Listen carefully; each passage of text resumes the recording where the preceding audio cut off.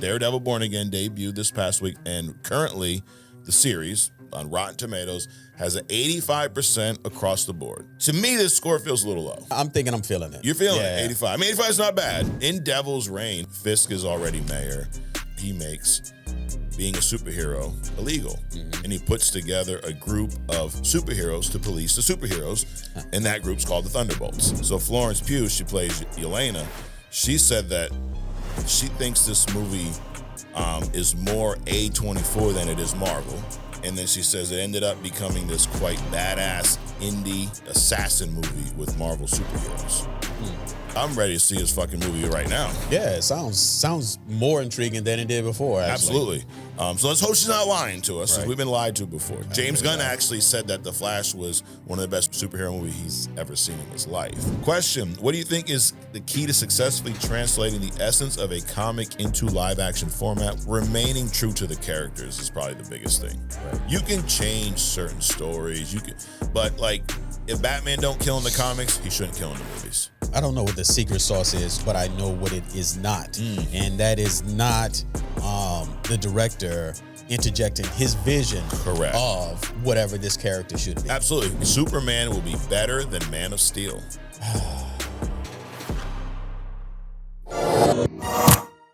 All right. Welcome to Only Comics. I'm Mike. This is Adrian. What up, man? What's up, dude?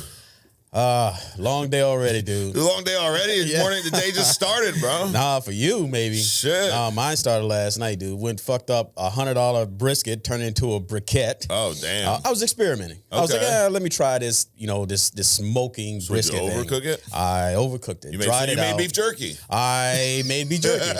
So the run around this morning was I had to go get another one because we having guests over today. So I, lathered that bad boy up, put my dry rub on it, tossed it in the oven, cooked it the way I normally cook it. Okay, so you tried to experiment. Yep. Fucked it up. Yep. And was like, let me just go back to Old Faithful. That's it. That's the way it works, man. Yo, that's what happens to a lot of people watching us, right? They go try to watch another podcast, and they're like, this other podcast, what'd you call it, a briquette? Yes. Is a fucking briquette.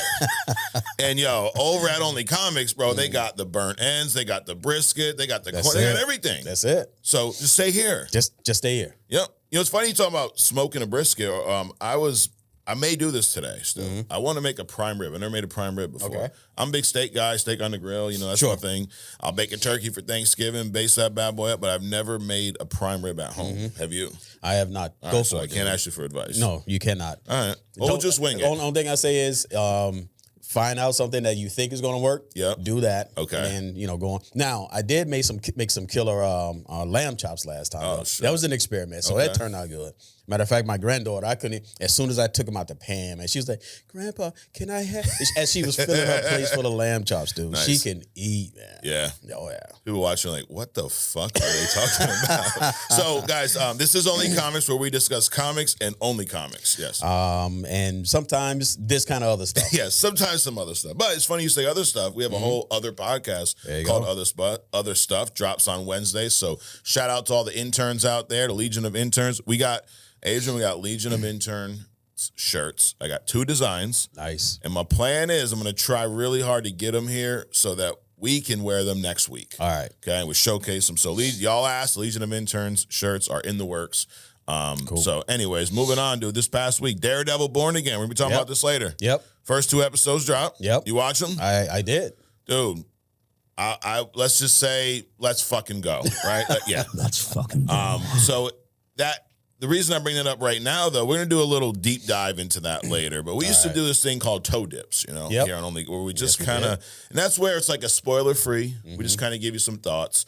So our first piece of news here, I think, will be a kind of good palate cleanser for that toe dip, okay? So Daredevil Born Again debuted this past week, first 2 episodes, and currently the series, just being these first 2 episodes, on Rotten Tomatoes, has an 85% across the board. So 85% critics and audience.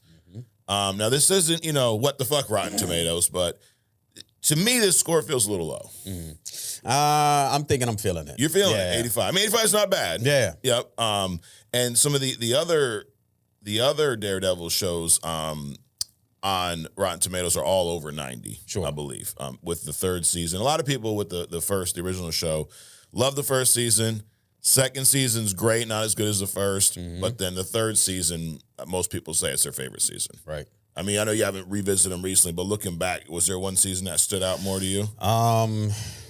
Not really. I am revisiting. Yeah. I'm going through season 2 now. Okay. It seems pretty steady. A lot of things make sense, but it's interesting to have seen the new seasons 1 and 2, and then go back, right, and continue watching those things. So I mean, nothing stands out. Probably because I already saw it. Got it. I'd say the first season's phenomenal. Yeah. And I would. The second season, I love the Punisher. I think my issue with the second season, it feels like 2 different shows. Like you got Punisher kind of first half of the season, and then it's more of like the Hand and that whole, and then Stick. It kind of just seems like it comes out of nowhere. But I like both parts of it, you know. Sure. I wish there was a little more Punisher though. Yeah. Which we talked about last week, that special presentation that is in the works. And I guess John Bernthal recently this past week spoke about that too, and just basically extremely excited for it. And he said something along the lines of kind of like Daredevil Born Again. They've not toned it down, is what he said with this new Punisher special presentation. But Daredevil Born Again, so 85 across the board. This is going to be spoiler free, so let me kind of give you some of my thoughts, Adrian. I felt like it was a great crossover from the Netflix show. Like in the first episode, early on, it feels like the Netflix show, and then by the end of the episode, feels like a whole nother show to me in a good way. Right. But it maintains, I think, the tone, everything that original Daredevil show, that story it was telling, that tone, those beats, a lot of that I felt in these first 2 episodes. It feels like a different show with the same characters. And I think visually there's an upgrade. I love the way the old Netflix, I say old, it's a few years ago, but the Daredevil series on Netflix looked from a like you're going through it now. Dude, every scene has like red in the background somewhere, yellow in the background. It's shot really dark. We're kind of noir feel, right?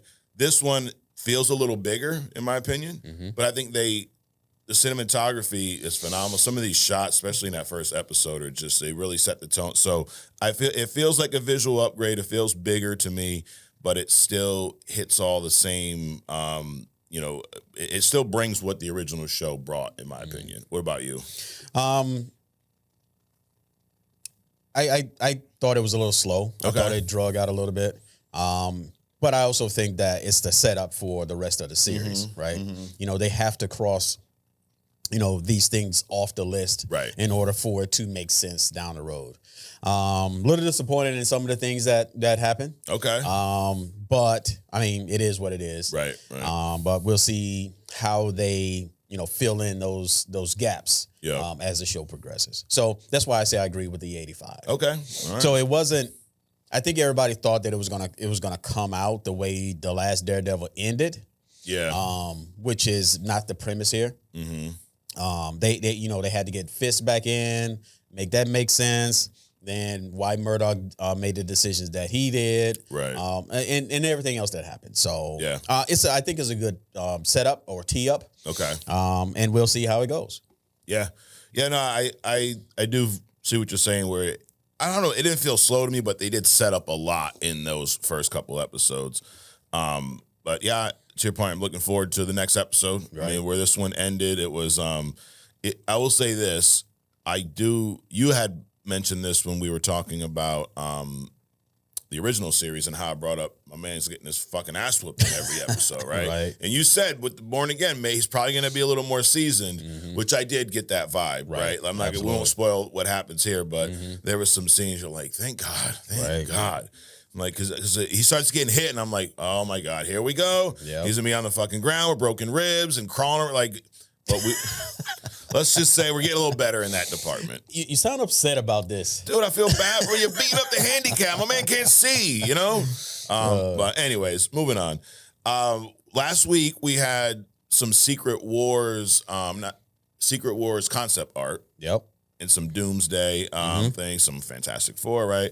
So, dude, it's kind of like, remember when Deadpool Wolverine was first announced? First news was kind of slow, and then as they're shooting and work, we're getting like rumors news every 2 days, right? It's kind of what these Avengers movies are feeling like right now, which is cool.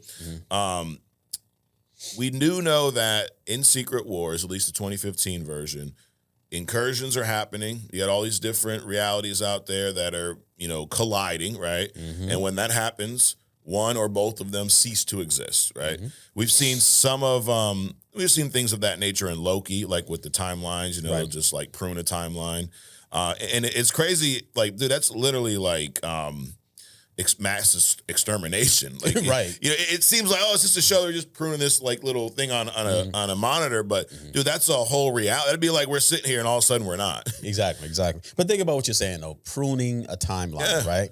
When you can think so far outside of the box. Imagine if shit like that actually existed, right? Right. Where there's a race or someone has a technology or a capability to wipe out specific existences. Right. That's mind-boggling, dude. Yeah, it's insane.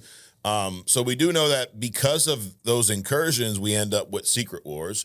Doom, he's trying to stop the incursions in his twisted way, right? So he's like, what I'll do is go around and fucking kill all the other molecule men and get one for myself, get all this power, take bits and pieces of all these realities and make one world where I rule. Right? Exactly. So it's funny how that last part, right? Like, exactly. I'm saving humanity, but hey, by the way, I'm going to rule over them. Exactly. Sounds like some people, we see in the anyways, that's all. But we don't really know what's causing these incursions. We've seen, Doctor Strange and Spider-Man fuck around with the timeline or, with the realities. Right. We saw Doctor Strange and Multiverse of Madness fuck around with the multiverse.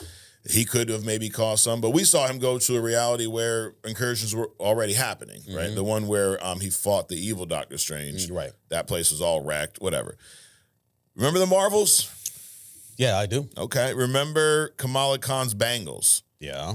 And in she had one, and then Ben, your girl with the grills, correct, found another one, right? They located it, and we learned that these are kind of like Kree tech or whatever. Right, which is what the original Captain Marvel had on. He had both bands. Okay, he had both. Were they called, what were they, those, I don't know what they call it. It was, to me, it was quantum just part of his, right.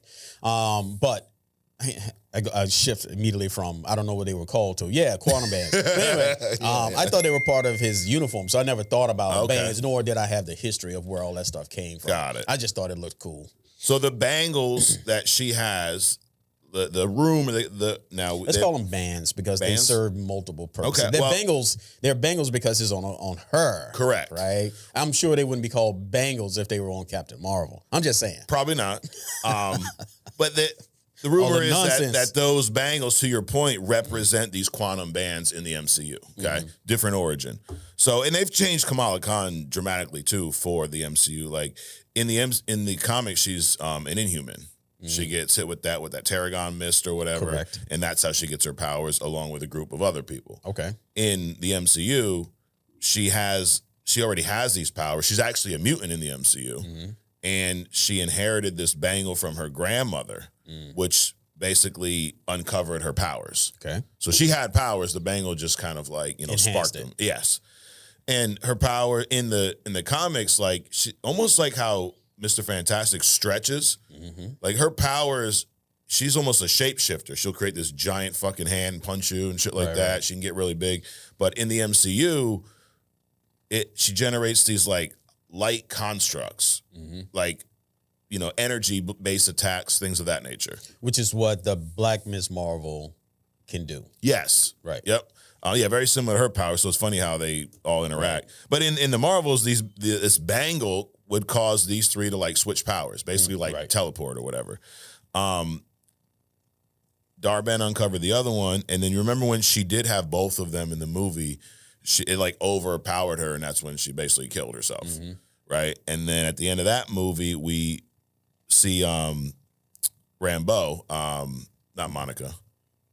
Monica Rambeau. I'm sorry, Maria's daughter, Monica Rambeau. They still haven't given her like a superhero name. Everyone else got one. She's just like, anyways.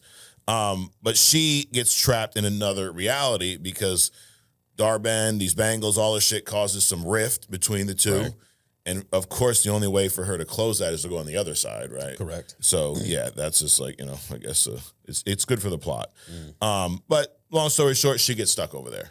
She wakes up in basically like probably somewhere in the X Mansion. You got Beast, and then you have a version of her mother, correct? Right, Maria, but she's kind of got like the binary costume on, right? So we don't know where the fuck she is. But the rumor is that Captain Marvel, your girl Carol Danvers, she is currently studying how this Bangle, aka the quantum bands, work. As well as studying this jump point system, because somehow having both these bangles allows you to access these jump points, and that's what I guess, using that power. Remember, they were siphoning planets and shit. Right. That's the funny thing is, dude, the Marvels was really not a horrible movie. It was not. It was better than Captain Marvel. It was better than Captain Marvel. A lot better. Yep. It wasn't perfect. There was some tomfoolery going on in there. It would have been even better if Carol Danvers wasn't in there. Yeah, there's that. But I actually, looking back, I think that's probably the best she's done as that character.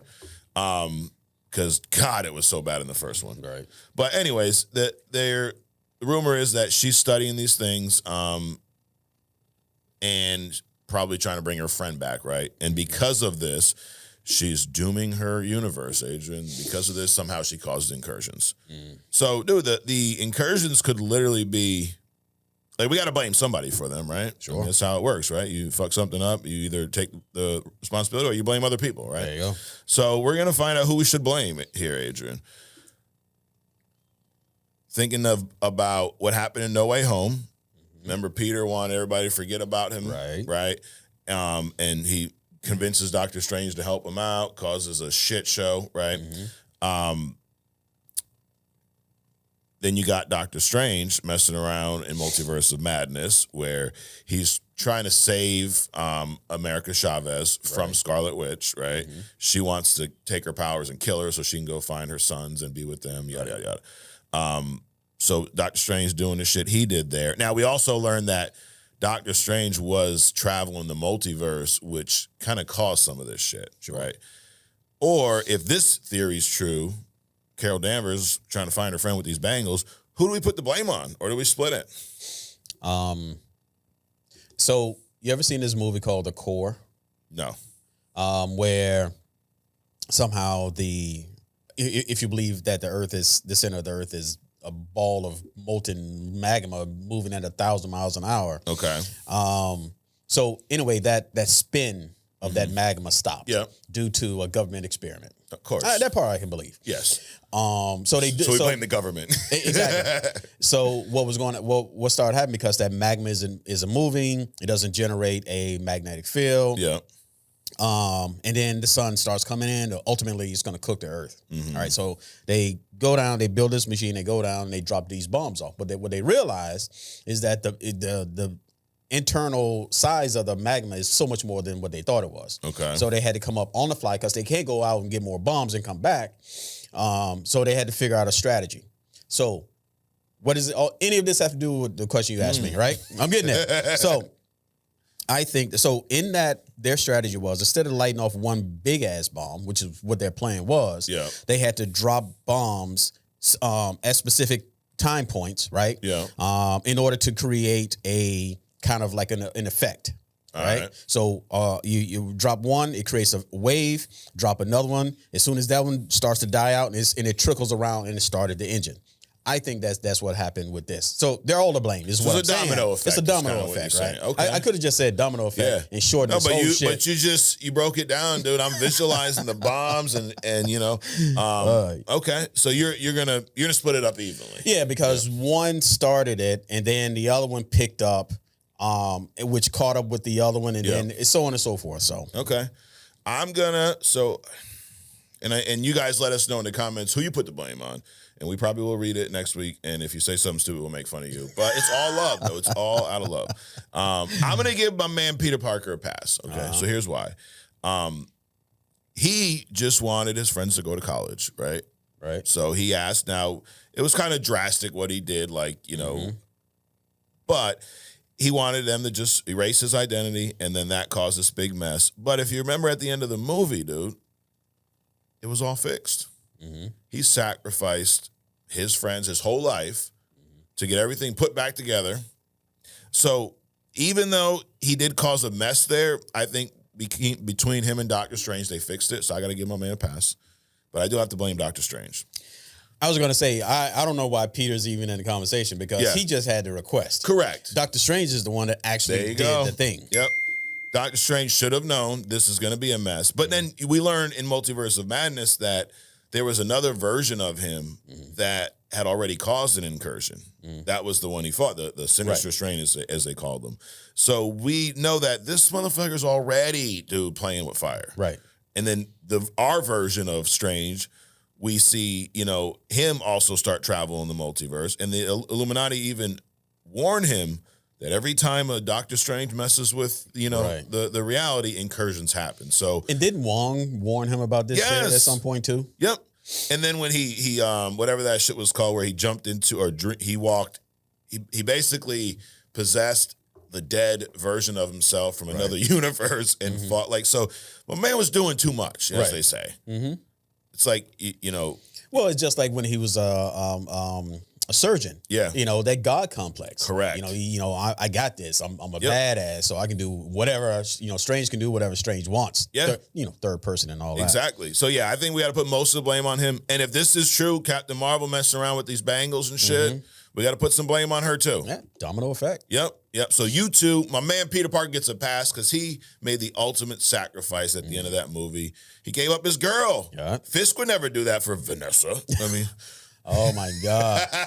So I'm rewatching this shit, right? And even my wife is like, is this dude gonna talk about this woman the whole show? See, bro, you thought I was bullshitting. It was bad, dude. Yeah. As long as Vanessa is all right.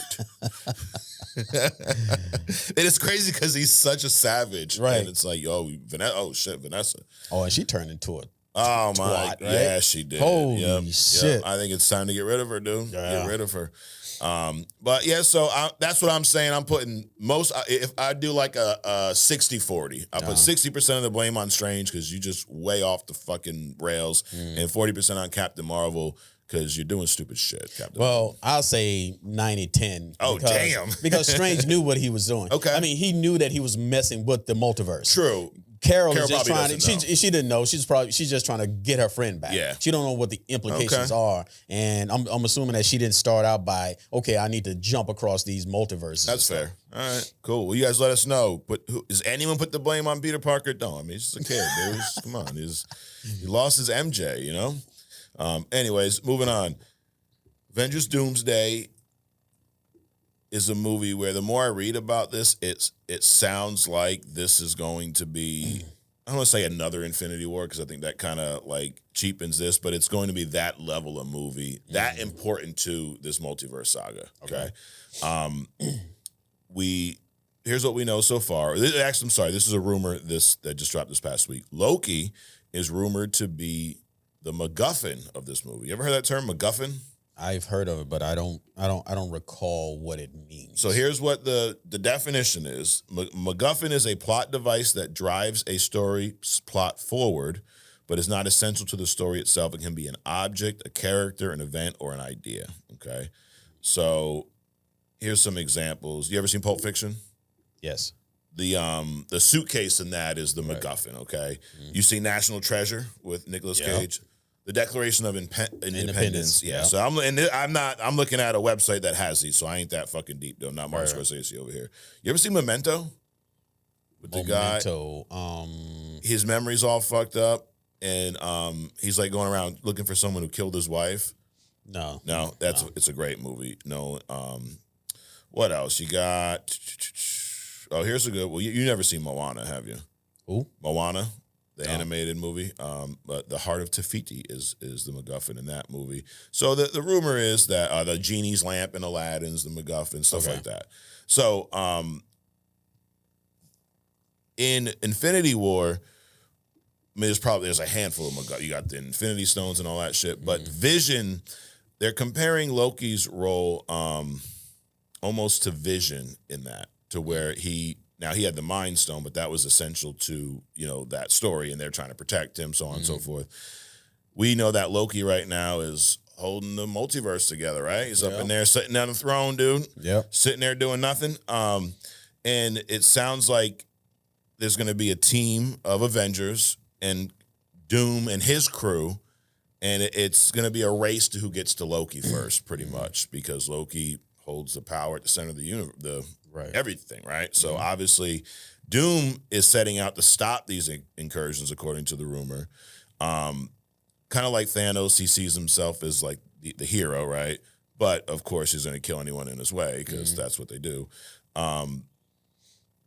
And it sounds like he kind of wants revenge on He Who Remains for getting rid of the other universes and creating the sacred timeline. Okay.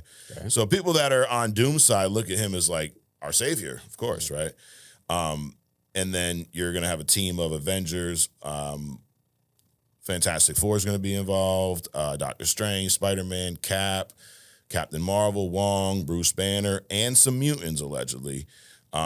So, I mean, hearing this, it makes sense, right? Loki. And you had actually said something about Doom showing up to the Loki throne, right? So we may actually see that, dude. What do you think about this rumor? It's a lot. It would be a lot. It would be a lot to happen and to make it make sense. If it is true, I hope they trim the fat a little bit. But outside of that, I mean, it sounds intriguing. Yeah, I like it. And I like that we're gonna see something more with Loki because that was such a good show. And sometimes we have these kind of moments on the TV that never really impact the movies. Right. So I hope that I want to see it again. And if it's anything like Infinity War, they're doing these movies back to back. I would assume Doom's got to kind of win this, right? Sure. And which then he would create Battle World, which would make sense. So he gets to Loki first. He kills Loki. He takes over this power of the multiverse and shreds the timelines and creates his own universe. Right. Does anyone ever really kill Loki, though? So far, no. Well, Thanos killed that version of Loki. Right. Okay. So, yeah, I guess so far, Thanos. One of the other rumors I've seen is that, one of my favorite Thanos Doom panels is when he soul snatches that bitch, right? In doing this, in creating Battle World, if you remember in the comics, characters that died are resurrected. Sure. Because it's a whole new version of them, right? So the rumor is we are going to see Thanos and we are going to see that moment on screen, which would be phenomenal. And while we're resurrecting, why don't we resurrect T'Challa? Yeah, that part. Thank you. What we saw in the concept art, there's it does look like that's happening. Right. Well, at least another version, another variant. Now, this Secret Wars movie is... This is another part of the rumor. It's not going to be a full reboot. It's just the idea is to essentially update the timeline and universe into one where the Fantastic Four and the X-Men characters also exist. Okay. So just, some characters, some stories will probably remain. Others may be cut out. Sure. And when that movie's over, we'll have a whole new MCU. Right. But there'll be remnants of the past. Sure. Which is what they did in the comics in 2015 when they reboot, so I think it's a phenomenal idea. I think it's a good way to, you don't have to kill off the MCU and start fresh, but it's a good way to recast just about everybody, right? Because new universe, you don't have to look the same. Well, I could just have Wanda redo everything. Instead of saying no more mutants, just say reboot. Yeah. And it's done. There you go. Now, she's rumored to... Oh, I'm sorry. Reboot with T'Challa. Yeah, you got to leave that part in. Yes. Now, she's rumored to play the role of Molecule Man, essentially, which makes sense. Yeah. So she's got the power. Absolutely. Dude, I'm liking this. Loki is the MacGuffin, Adrian. Sure. We all learned what MacGuffin meant. Well, I'm sure people out there knew. But of course they did. It's going to be, how you going to do a podcast and not know MacGuffin? Just like we fucking just did. So, when I hear MacGuffin, my first thought is that what's that cereal, that fucking bird, a puffin? Toucan Sam? Yeah, toucan. When I hear that, I'm like, the toucan or what? Nope. It's a plot device. Okay. Got it. So, Captain America: Brave New World. We saw this a few weeks ago. Yeah. And it's still doing pretty well at the box office. Now, all relative because it's not doing, Avengers numbers. Sure. But it just passed one of your favorite movies, Adrian, The Eternals, at the domestic box office. So, That's pretty sad if it's just past Eternals. Yes. This is Eternals' entire run. It just passed the entire run. Okay. So 166 million so far domestically and 350 million at the worldwide box office right now. So not bad. Now, for reference, I understand when I name the title of this movie, there's going to be people like, oh, that was early on, that. Okay. But the first Avenger, the first Captain America movie, did 370 million worldwide, 176 domestic. So this Captain America Brave New World looks to end probably close to that. Right. That's good. Is that a failure? No, not at all. I don't think so. Not at all. Because this is his first time playing this character in a movie based around him. No ties to Chris Evans, right? It's a whole new, and it's also early on in this phase of the multiverse story. We've not even had an Avengers movie yet. Right. So, and we don't have these big names like Iron Man, Hulk to carry this. So, I think that this, if I'm Kevin Feige, I'm looking at this as a success. Absolutely. And it's also a setup for things to come. Correct. Yep. So we talked about Superman last week. You see my shirt, bro? I see it, dude. Are you surprised that I'm wearing a Superman shirt? I am. So the symbol kind of small though, but you know. Yeah, it is, dude. I was just a big guy, dude. You know, yeah, it was a lot bigger before I put it on. So last week we shared some rumors about the test screening, that it was terrible. And, you know, it's funny, like, and it's actually no one on YouTube. It's all like, this is why I don't read TikTok comments anymore. There's people on TikTok that are like, you know, you guys are just, you know, making up lies. I'm like, dude, it's a rumor. I just reported a rumor. Why do you only report the negative news of Superman? Like, people are just really butthurt. But I have something this week that will prove all of those idiots wrong because I'm going to report some positive feedback. Also have people go, James Gunn doesn't do test screenings. That's a lie. I'm like, bro, I got this news from a James Gunn interview where he literally said, we've done real screenings. Right. So maybe in the past he didn't do them, but fucking James Gunn said they did them. But people, hey, he doesn't do them. Like, okay, all right, everybody relax. There was some positive screenings, though. So there was a press event at DC Studios about 2 weeks ago, kind of a secret, like, hey, we're just doing this. So certain, you know, members of the press, we didn't get an invite. You get an invite? Nothing. I didn't see anything, dude. How do we become members of the press? I don't think I want to become a member of the press. Well, we're not, so you got your wish.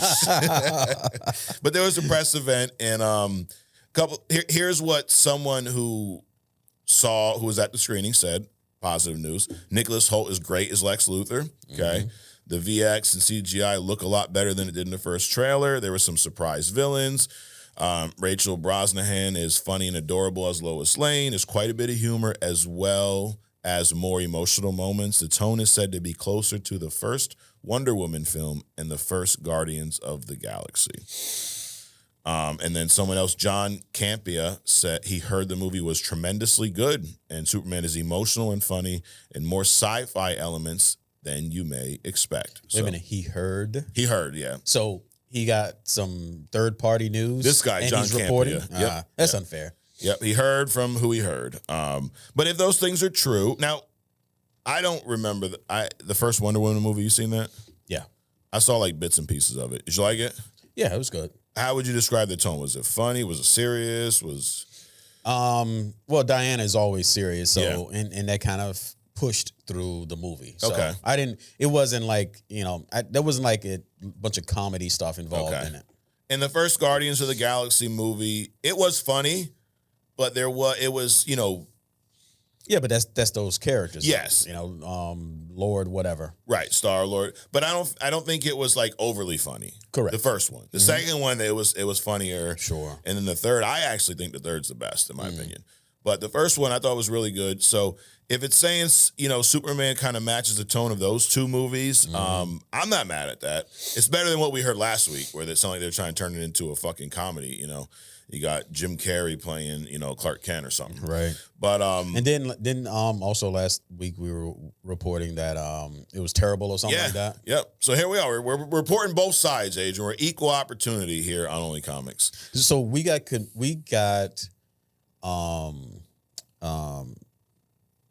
basically people were saying that we were Rotten Tomatoes. Yeah. Always reporting the negative shit. Correct. Right?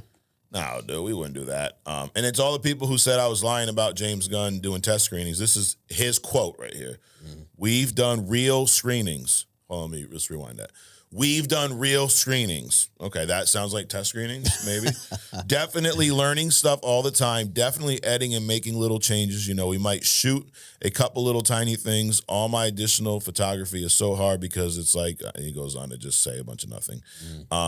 But basically saying that they've done real screenings. They're taking feedback, and they're changing little bits and pieces based on the feedback they're receiving. When is this due to come out? July.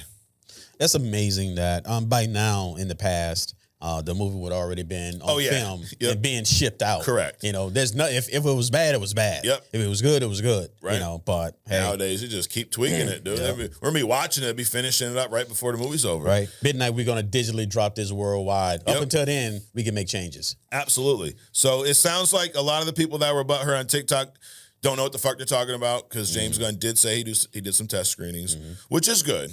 I don't mind. I'm not one of these, they should just put it out regardless. No, y'all should get some feedback. Sure. Y'all should make some tweaks because, like, we want a good movie. People think, oh, you guys want DC to fail. No, I would love for the DCU to be amazing because then we have double the amount of quality content, right? Like, I don't want either one to fail. Right. People are, it's because Disney, fuck them, I'm not going to watch. Dude, whatever. You're only hurting yourself. Exactly. I mean, you don't cry because, Burger King is next to McDonald's. Right. You know why they do that? Because it creates a level of competition between them, and it makes both of their products, not better, but as good as they're going to get for that type of product. Yeah, making me hungry, dude. Dude, if you're getting hungry off of Burger King, McDonald's, actually, I can, throw it around or something. Anyway, do a better burger, Burger King or McDonald's. Which burger are we talking about? The Whopper versus the Big Mac. Oh, first of all, I had a Big Mac once when I was in high school. What the fuck? Dude, I'd take the Whopper anytime over any burger. Yeah. Actually, the quarter pounder. I would compare the Whopper to the quarter pounder. Whopper quarter pounder. What you going I go with the Whopper. Yeah, same, dude. Burger King's got that fake flame grill taste they spray on it. Whatever it is, dude, I'm down with it. That liquid smoke. Something like that. It must be. French fries, though, you got to get McDonald's. Yeah. Oh, that's what I was going to say. You got to get something from Burger King, something from McDonald's, fucking nothing from Taco Bell, because you wouldn't enjoy either one of the other two. No. This is the perfect meal. Last thing I'm going to say about fast food is perfect meal, get a Whopper from Burger King, get a large fry from McDonald's, and get the nuggets from Wendy's. There you go. There you go. And apple pie from McDonald's. Okay, yep. Dude, remember Walmart used to have the McDonald's in Walmart?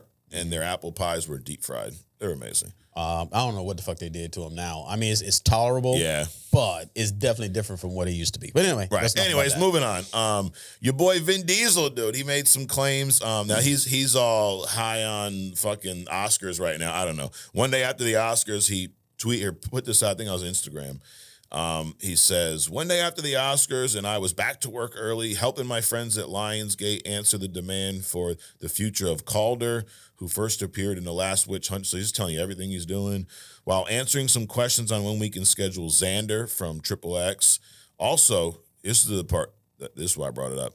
Disney wants their Planet X, which some say is Marvel's most anticipated movie. The film where Groot returns to his home planet. Okay. Yeah, no. Do you have any desire to see a fucking live action solo Groot movie? Let me see. No. No, not at all. No. Not at all. And I think the meant he's joking, but Marvel's most anticipated movie, no. It sounds like, just knowing Vin Diesel, I don't know him personally, but knowing what I've seen him do over the years, it sounds like he wants this movie. Absolutely. And he's trying to will it into existence. Right. It's Disney's most anticipated because he's in it. Right. My God, read the room. I don't think any of us want to see that. And Groot's one of those, we talk about this a lot here, he's one of those characters that I think Groot's phenomenal in Guardians. Sure. But in Guardians, I don't need to see a solo movie. It's like you just want to get paid more for saying, I am Groot. Come on, knock it off, dude. First of all, that's not voice acting. Second of all, nobody wants to see his fucking movie. Yep. So, moving on. Actually, hold on. He also said, this is the last part, in between juggling this crazy schedule for the year, we continue to fight to bring Fast X2, the finale, back to LA this summer. So, at a would you rather, okay? You're in jail, right next to Diddy, okay? Would you rather watch a Planet X Groot Goes Home movie or Fast X2? If I'm next to Diddy, whatever would get me out of there faster. Say they're both the same length, so okay. You got to pick one. I do Fast. Fast X2? Yeah. Okay, yep, all right. I'd say, yeah, same. I'd rather watch that over a Planet X Groot movie. Regardless of how ridiculous and superhero-ish it makes Dom in the movie. Just bring him into the fucking MCU at this point. You know? Shit. One of my biggest critiques about the Fast series, though, is not even the lunacy and all that shit. Who in their right mind fucking names these movies? Now it's Fast X2. The last one was Fast X. So, and you got some that are like The Fast and the Furious. You got some that are too fast. Like, it's just ridiculous. So, we're gonna rank those on other stuff. We're gonna say if the title was a hit or a miss. But who the fuck names those? Daredevil, maybe? All right, moving on. Thunderbolts. There was a recent teaser that dropped, another trailer. Right. And one thing I'll say about the Thunderbolts trailers is they've done a great job of giving you a little bit, but not spoiling anything. Right. Like we've seen like 3 of them already. Yep. I feel like I know enough to be interested, but I have no fucking idea what's going on in that movie. Right. Are you familiar with the movie studio A24? I am not. Okay. I bet when I name some of these movies, you might be. They're an independent studio. They have movies like, let's see, Lady Bird. I never seen that. Nope. You remember Ex Machina with Oscar Isaac? Yeah. Yep. They produce that. So they produce a lot of these indie films. The Witch, I think you were talking about that recently, no? Room with actually Brie Larson, that's a good one. The Witch, where it said the 1600s, a family encounters some evil force in the woods in New England. I heard that one was good.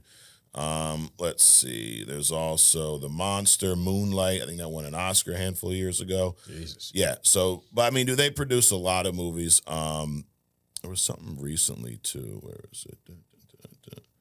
So I think I recognize like one of those. Okay, but they're indie, right? So these are not going to be big budget movies. Maxine, you seen that one? Nope. Nope. So there's a trilogy that came out. Isn't Maxine about the 70s prostitute or something? Yep. I saw it I saw it flash by on like Netflix or something. Okay. So that's a sequel to another movie called X, and then there's a third one. I forget the name of that, but anyways, they're indie films. They're well respected, high credit, all that good stuff, right? So this movie, Thunderbolts, a lot of people that have worked on this movie have worked on A24 movies in the past, which is new for Marvel. So Florence Pugh, she plays Yelena.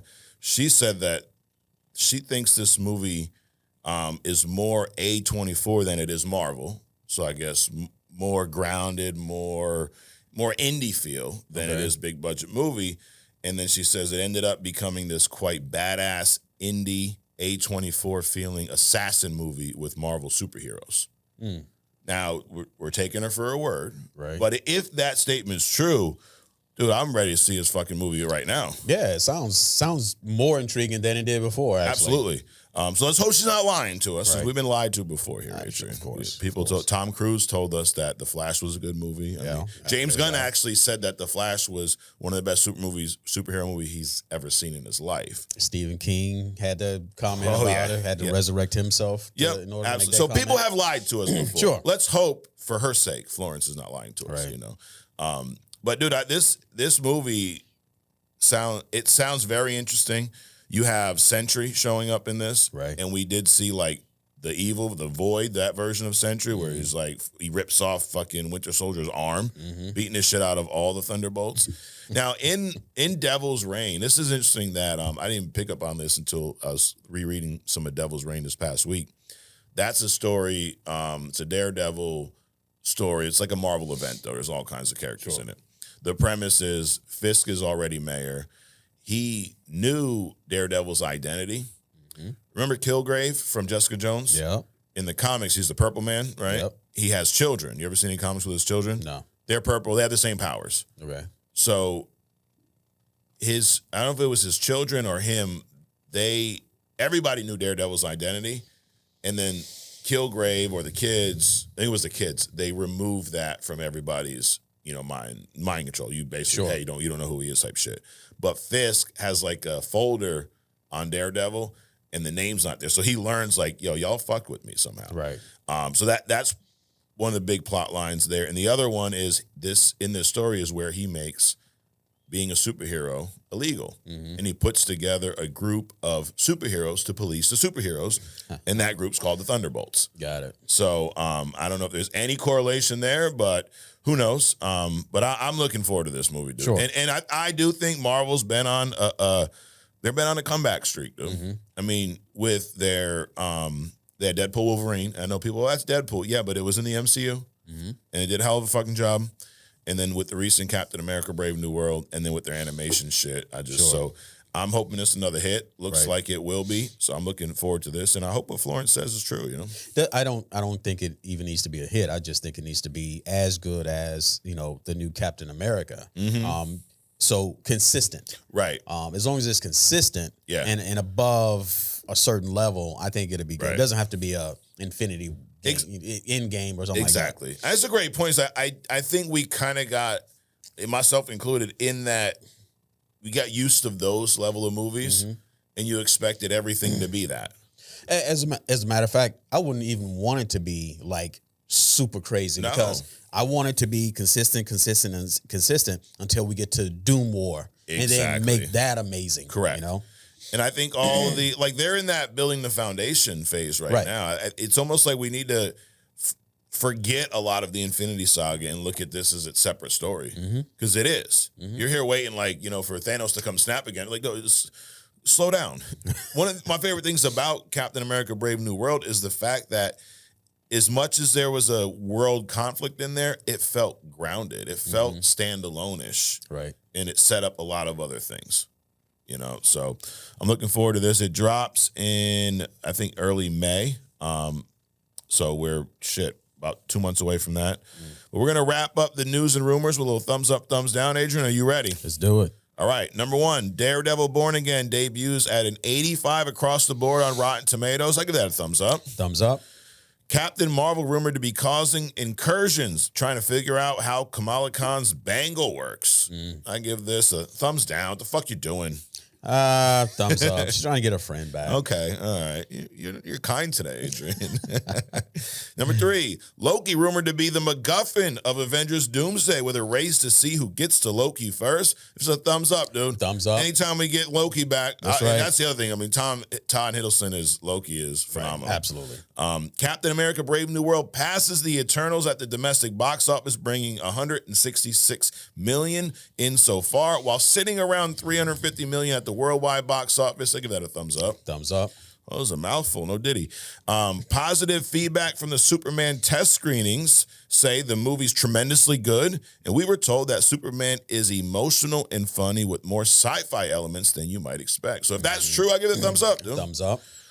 Vin Diesel claims Disney wants to make a Groot movie called Planet X, featuring Groot returning to his home planet. I guess a thumbs down. Nobody fucking wants that. Shut the fuck up. I'll just say thumbs down. It's making me angry, Adrian. Last but not least, Florence Pugh thinks Thunderbolts is more A24 than Marvel. Ended up being this quite badass indie assassin movie with Marvel superheroes, she says. I give that a thumbs up, dude. Thumbs up. Bring it on. Bring on the assassin movie with Marvel superheroes. Well, there you have it. That is thumbs up, thumbs down. If you haven't already, subscribe. If you want more Only Comics, well, you can't get more. You can get other stuff, though, every Wednesday. So sign up for the membership. Join the Legion of Interns. You can do that right in the description. But we are going to move on to something we call Did They Cook? This is where I will bring up some casting choices of the past, some actor portrayals. And Adrian lets me know, in his opinion, if they cooked or not in these roles. And if you don't know what cooked means, join us all in 2025 and fucking Google it. All right. Are you ready? Let's do it. All right. Number one. Hold on. Drum roll. There we go. Charlie Cox is Daredevil. Absolutely. Absolutely cooked. Vinny D as Kingpin. Cooked. And then I forget my man's name here, but this dude has Foggy Nelson. Cooked. All right. For as long as he cooked. Yeah. Elodie Young as Elektra. Cooked. And then my man here as Dex Bullseye, I think it's Wilson Bethel. I mean, it was short-lived, but I think he did good. And he cooked? Cooked. Yeah. Okay. So it was a cooked across the board today, Adrian. What I'm going to say, I agree with all of them except for the Foggy one. Mm-hmm. I don't know why, dude. That character always bothered me. Really? Watching Daredevil. Yeah. Well, I've never seen Foggy before this, like live action. Okay. So pretty much anybody could have filled the role. Got it. I think for what he does and the way they write his character, he does a good job. Yeah. He annoyed the shit out of me in this when he's like always whining about Matt being Daredevil and shit. Now that's just the character. Sure. But I think he did better in the third season, but early on his acting, it just didn't hit for me. So I don't know. Not to be all, Scorsese on you. But anyway, speaking of Daredevil Born Again, this is the point where we're going to spoil everything. So there's no fucking turning back. This is your warning. If you haven't seen those 2 episodes yet, what have you been doing with your life, number one, right? Like, shit, it's 2 hours out of the week. Long time in the shower. Stop, dude. Someone else needs the hot water. What the fuck you doing? But anyways, first 2 episodes dropped this past week. Dude, let's just start with some of the moments. As we talked about, we gave you our toe dip a little bit earlier. But it starts out to me feeling like a continuation of the old show. Correct. Right? You got Foggy, you got Karen. They're walking out of their office now. You got, Nelson, Murdoch, and Paige, right? So what they said at the last season, hey, we're going to start our own office. They did. Right. So, get all friends back together, right? Everyone's fucking hanging out. And then your boy, Bullseye, not the Colin Farrell version, Bullseye, shoots fucking Foggy Nelson. Right. Right in Hell's Kitchen, right outside Josie's bar. It felt like, dude, it was good old times. They're in Josie's bar. They're getting drunk again, right? Everything's fucking great. And then he gets shot. Yep. What'd you think at that moment? You think they were going to kill him? I didn't think they were going to kill him, but considering they thought about not casting those 2 anyway, they got rid of both of them anyway. Yes. So they brought him in and then swiftly got rid of him. Yes, they did. Motherfuckers. Yep. But, dude, this fucking asshole Dex. Holy shit, dude. And this reminds me of our very first episode. We were talking about Batman and Joker. And you had said, like, dude, it's about time Batman just breaks that kill rule and kill in a nutshell, right? Like, just like, yeah, he shouldn't kill, but some people need to be fucking killed. Joker. Exactly. Dex fits that fucking script too. Well, he tried to. I mean, but that was like a beautiful execution of death right there. It's like, dude, I'm just done. Yep. And just poof. Yep. Dude, that scene, I mean, we talk, this is why I say it hits the same beats and fills that same space as the original Daredevil show, because the Daredevil show is known for those one-shot fights. Like, you got the camera, it follows the fight the entire time. We're through a hall. It's usually hallways, right? Hallway, prison. But anyone you mention that show to, they bring up one of those fights. Right. And that was a key component to that show. Yeah. It was grounded, it was dark, but when it was time to fucking fisticuffs, time to shoot the fade, as the kids say, Adrian, dude, it was like top tier. Yeah. Right? Yeah. And we saw that in the beginning of this. And I just love that we saw an unhinged Daredevil. Yeah. We saw Daredevil not just getting his ass whipped for once. This was like refreshing for me, because I'm like, you need to fuck that bitch up. That's what you need to do right now. And he did, dude. He beat him all the way up the fucking stairs. Then he snatches his mask off and he's hitting him. And what was cool about the way this was done was you hear Foggy's heartbeat the whole time. Right? Because he's using his powers. And once he realizes it ain't beating no more, he just goes off. Dude, how awesome was that rooftop scene? Dude, I mean, I'm thinking, thank God you found the other guy to make you that suit, or you would have been gone a long time ago. Absolutely. One. Number two, I like the fact that it was like kind of like a real fight. Yeah. Right? I mean, they were getting tired. Yep. It wasn't this, I got unlimited energy, Right. things like that. They were getting tired toward the end, and Daredevil was up there with knives sticking all out of him and all kinds of shit. But that heartbeat thing, and that was cool. Yeah. And then just as soon as he heard it stop, he just blanks out. Yep. And just pushes him off the roof. Dude. Oh, man, that was so awesome. Yeah, it was. Yeah, I literally was sitting on my couch like in awe because I'm like, we just started the show. Mm-hmm. Foggy's dead. Right. And Daredevil, at that moment, I thought killed him. Right. So I'm like, and he fucking killed Dex. Right. As he should. Right. But I'm like, now he's done because he went over that line. Like, and so I knew we were going to get to, just based off the trailer, we're going to get to this, area or this space where he's no longer Daredevil. That makes a perfect reason to justify that. But dude, that I think one of the best openings in a lot of Marvel shows, period. Right. But why did Dex get back up though? So if you remember, well, you don't, because you're going through it now. Right. At the end of season 3, when Fisk breaks his back on the corner wall in his penthouse, we see him getting put back together with this like metal spine. So he's been enhanced pretty much. And I think his enhancements basically make his bones a lot stronger, like they're coated, not Wolverine type adamantium, but something along those lines. So that's why the drop. Who knows how else he was enhanced? Right. But his bones are not going to crack. So even though he hit the fucking ground like that, he ain't smashed into a million pieces. Got it.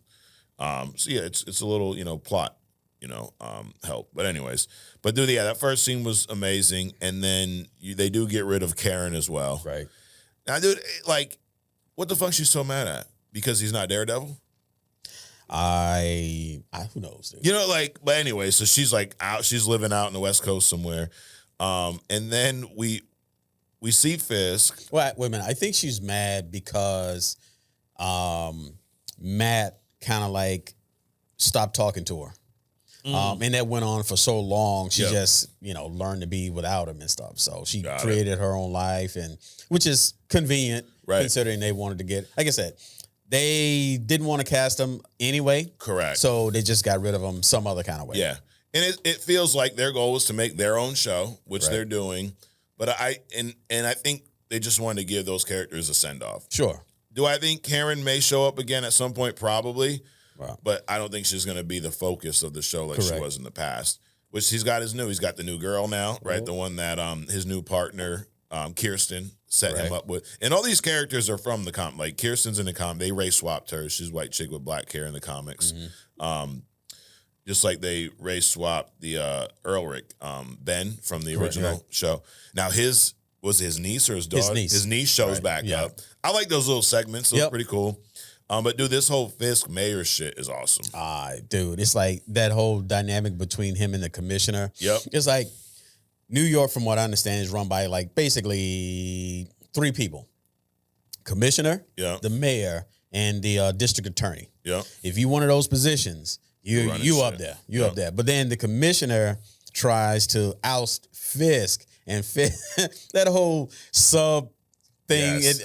That was cool. That was cool as hell. Oh yeah, when he showed him his family, right? Like, yeah.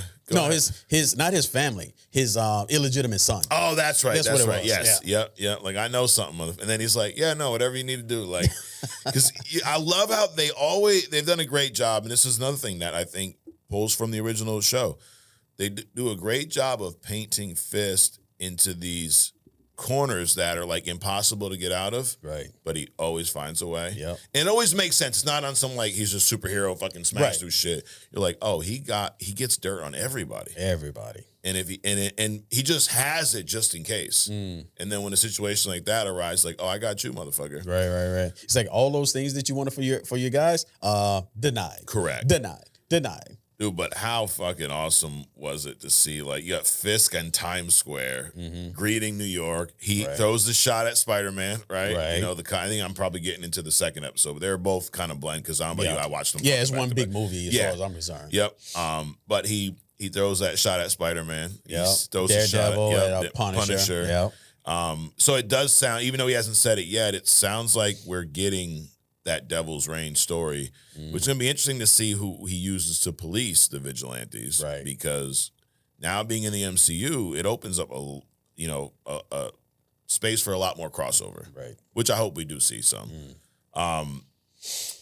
But dude, him on the big screen was cool. But I get these vibes that it feels very similar to like Trump in a way. Okay, where the everyone's divided.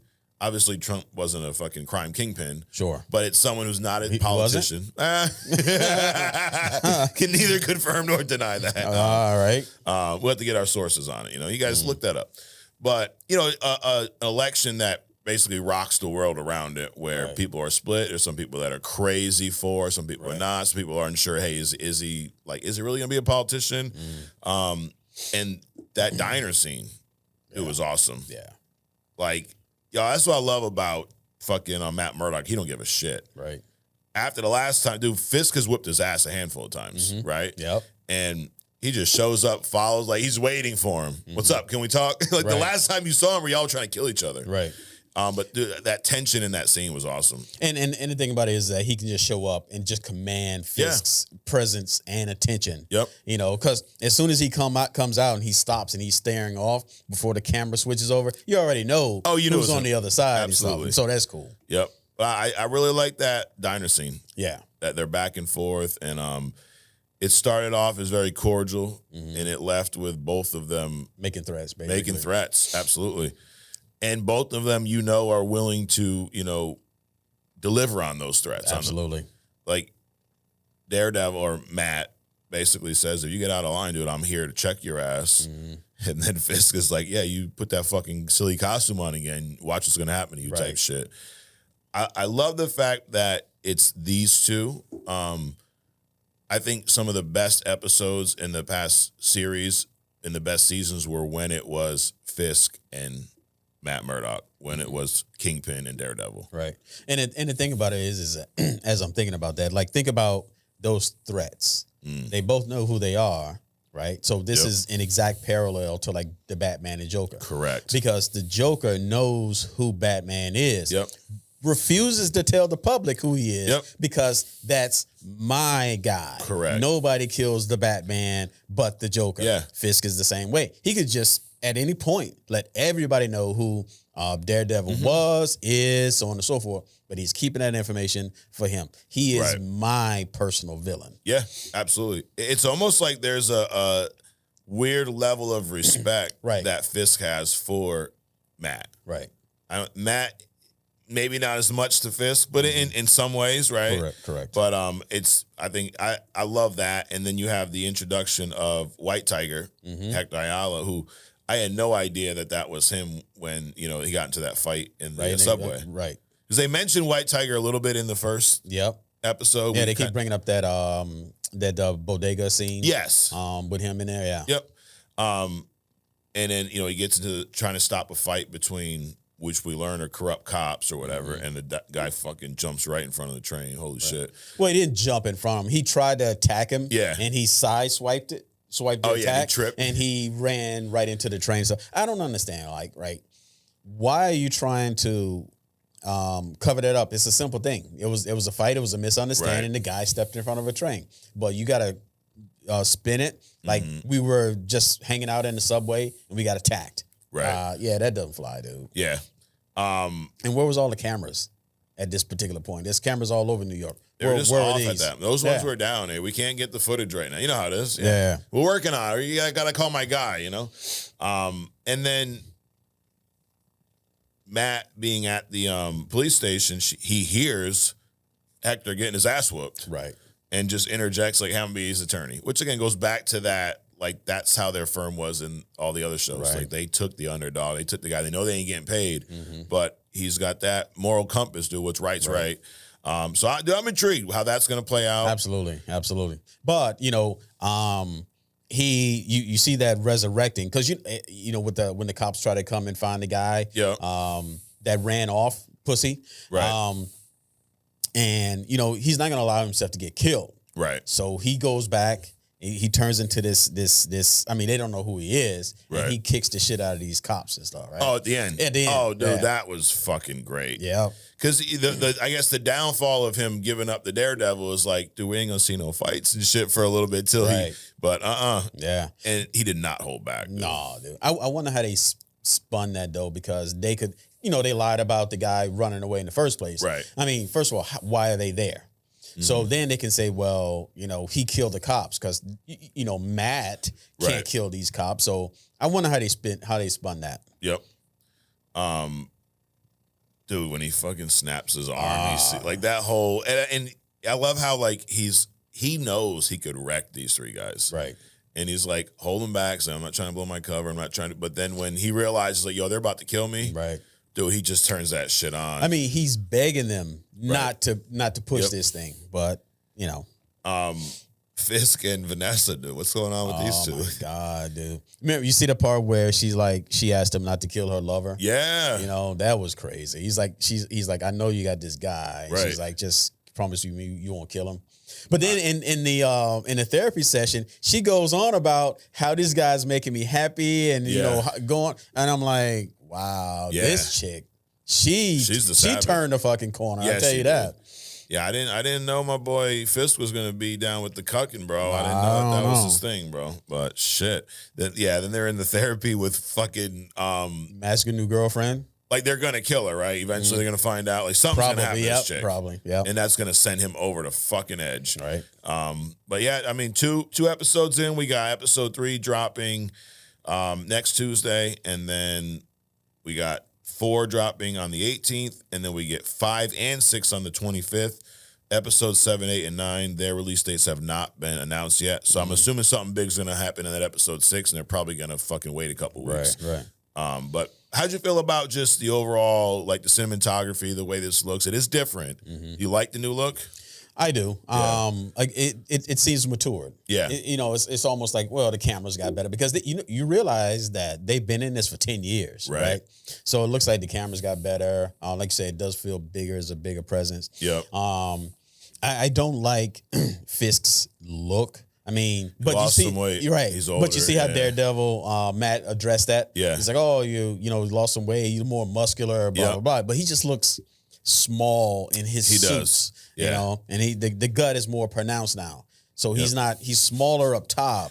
Right. And the gut is the same. So he kind of, it was one shot. It looks like he was drowning in his cuffs. Yes. In his jacket or something like that. I'm like, it's not a good look at all. Yeah, no, he's definitely lost weight. I think even in some of the old seasons, he wore like padding to build that presence, which obviously he's not doing anymore. Right. So yeah, I mean, I get it. You're older, you want to lose weight, you want to fucking be unhealthy, whatever. Right. But that it did look off a little bit. I mean, you are playing a role of a big guy. Right. Right. So put the padding back on. Unlike Corn Sweat, right? He don't need the padding. Or he shouldn't have the padding in the suit. Fish should put the padding in the suit. Now, maybe, I mean, Vinny is 65 now. Maybe that has something to do with it. Who knows? But at least the presence is still there. Right. And in some shots, it looks right. But it's something about some of those sitting shots. It just he looks a little frail at times compared to how he used to be. But yeah, dude, all in all, I'm liking it. I'm looking forward to, last thing I'll say, Michael Gandolfini. He's playing Daniel Blake. He's like the young kid on Fisk's campaign. Oh, yeah. The funny loudmouth. Yeah. Dude, you know who that is, right? Who? Tony Soprano. Oh, yeah. James Gandolfini's son. Oh, okay. Yep. Yeah. Dude, I love his character. He's fucking hysterical. But it makes sense, too. Like, dude, Fisk won. And that's where I say you see some of the parallels with Trump and the whole, like, he won the election through social media, TikTok, right? The young crowd. And this is a young guy going, dude, no, do this shit. Don't listen to what this fucking old lady's saying. Right. And he kind of helped him out a little bit. Yep. So. And we do know Punisher will show up at some point in this. Don't know when, so looking forward to that. But y'all let us know what you think. So you said the 85 is pretty appropriate. Is that what you would give these? Yeah. I'm sticking with the 85 because it's. But I understand it. Yeah. It's not a Daredevil show yet. We'll get to that. So I kind of like this setup. I know where this is going to go. Well, I know where it potentially can go. So. Got it. Okay. Well, Adrian, we are going to move on to March Madness. This is going to be round 2, okay? So we started this last week. And this started, if you're brand new with us, we did a segment called Versus on here where you all would suggest versus, like, hey, would Captain America versus Superman, who would win? Obviously, Superman would lose to everybody, but I'm just kidding. So we created this March Madness bracket. Just, March Madness is going on right now. I don't know who's in it. I don't care. I don't watch college basketball, but this is the only March Madness I care about right now. Okay, so we're on round 2. If you want to go to the laptop shot, Adrian, we can bring up this lovely bracket here. So last week, Superman beat Nova. Captain Marvel beat Sentry. Thor beat Beta Ray Bill. Silver Surfer beat the Gladiator. Okay, or Gladiator. That was the Cosmic bracket. In the Mystic group, Ghost Rider beat Spawn. Doctor Doom beat Blade. Doctor Strange beat Black Adam. And Scarlet Witch beat Wonder Woman. Tekken Advance, Iron Man beat Deathstroke. Invisible Woman beat Cyborg. Miles Morales over Black Panther. And Peter Parker over Cap. Street level heroes and villains. Batman beat Taskmaster. Daredevil beat Red Hood. Shang-Chi beat the Kingpin. And Punisher beat Crossbones. The Titans group, Doomsday over Thanos. Apocalypse over Darkseid. Hulk over Solomon Grundy. Juggernaut over Red Hulk. Savages, Wolverine over Killer Croc. Lobo over Kraven. Sabretooth over Bane. And Venom over Lady Deathstrike. Next bracket, Elemental and Energy Manipulators, Magneto over Electro, Iceman over Aquaman, Storm over Namor, and Sunspot over Human Torch. And then the Telepaths, Professor Xavier over Gorilla Grodd, Cassandra Nova over Madeline Pryor, Jean Grey over Martian Manhunter, and Emma Frost over Psylocke. So that was last week. We're going to start with the Cosmic group. So we had some predictions, Adrian. A few people said, Wanda's going to win the whole thing. I saw Lobo in there, saw Magneto, saw Doctor Doom. So we will find out in a few weeks. But here's what we have for the next round. So Superman versus Captain Marvel, Adrian. Who do you think's winning that? Superman versus Captain Marvel. Yep, the Carol Danvers version. I go with Captain Marvel. Go with Captain Marvel. So, let's see. Similar powers, right? Or similar strength? No, similar strength levels. No. No? Who's stronger? No. Superman. Okay. He's the last son of Krypton, right? We know that. Solar radiation gives him his superpowers. Near limitless strength, flight, heat vision, super speed, strong invulnerability, all that great stuff. Weakness, kryptonite, magic, okay? He can be manipulated psychologically if he's not on guard. Okay, so you sneak around, you get in his head, right? Captain Marvel, she gained these cosmic powers after an accident involving Kree energy. Super strength, flight, energy absorption, powerful energy blast, overloading on, here's her weaknesses. Overloading on energy can leave her vulnerable. She can be outmatched by stronger cosmic forces, okay? Raw strength, Superman edges out most characters in raw muscle. Carol's no slouch, though, they say. But Cal's on another level. Energy manipulation. Danvers can absorb and redirect energy, even solar in some stories, which gives her a wild card to fight back against heat vision. So he's giving her the fucking stank eye. She can absorb that shit and throw it back at him? Theoretically, yeah. Okay. They're both pretty fast. Superman's faster, right? Carol's got military background, Superman's years of cosmic level battles. They're both pretty seasoned. But so ChatGPT is saying Superman will likely win a stand-up brawl, but Carol's energy absorption can make it interesting. Overall, Big Blue takes it most times. Sure. All right, so you're saying Captain Marvel? Yep. As much as it pains me to do this, Adrian, I'm going to say Superman. So I don't like Superman, but that's a lie. I just like to give him shit. But the other thing that we're missing out on is that now we're assuming that we're in our universe, right, around our sun. True. Because if you take Superman out of that sun, he's fucked. Yeah. Or you keep him out of the sun for an extended period of time. Because Superman's body, his cells are like a battery. Remember Lex Luthor sent him to the sun to overload his cells to kill him. Yeah. So the opposite, which we saw in that horrible Flash movie. Yes. Right. The version of she's in the dark room. So weak. Yep. All right. So it could be a close fight. Sure. All right. You're gonna call us in the air? Yep. Go ahead. Tails. It's heads. Your boy Soups moves on, Adrian. All right. To the next round. So let's move my man Superman there. It's my boy now, Adrian. Now we're boys because he won. All right. We got that. Now I think Miss Marvel win just off that standing bitch face, dude. she gives him the Staring look, down. dude. Yo. He's like, oh my God, I don't know what to do. Right. Thor versus Silver Surfer. Who's winning this? Thor versus Silver Surfer. I go with Silver Surfer. Yeah. Yeah. Why is he more powerful than Thor? Thor is lightning manipulation, which means atmosphere. Silver Surfer, Yeah. his powers are cosmic. So if you get Thor in the vacuum of space, first of all, he can't breathe. Yeah. And strength wise, they're about the same. Okay. So that's primarily that. Yeah. I think I agree. I think Silver Surfer, won't go through everything, but this is what chat says for the outcome. Thor's might and warrior skill can push Surfer hard, but Surfer's speed and energy manipulation might turn the tide. Overall, it's a near toss-up with a slight edge of Silver Surfer if he fully uses his cosmic powers and speed. Sure. He's fast as shit, dude. Right. Almost looks like he's teleporting. Right. I mean, you have to be in order to try to find worlds for Galactus. Right. And also, Galactus is not going to sit there waiting on you, so he's going to give him his heralds the ability to move around quickly. Correct. Well, there you go. Silver Surfer with the dub. So next week, we got the winner of the Cosmic Bracket will be crowned Superman versus Silver Surfer. All right, moving on to Mystic, not the town. So we have Ghost Rider versus Dr. Doom, dude. Who's winning that?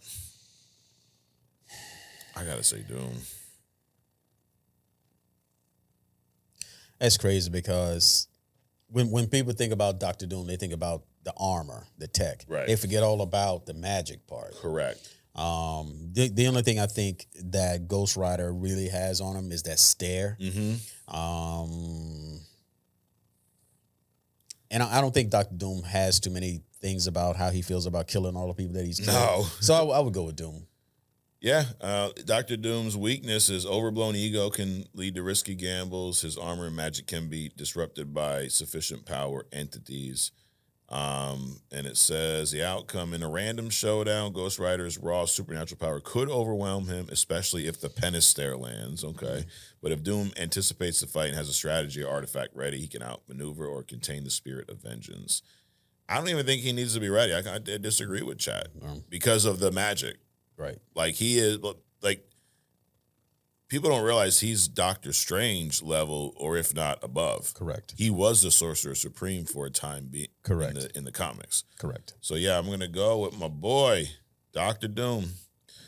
He moves on, and then speaking of Strange, we got Strange versus Scarlet Witch, dude. We've actually seen this. Scarlet Witch. Yeah, we've seen this on screen, or a version of it, but. Yeah, Scott. Now you say like there's no match at all? I don't think so. No?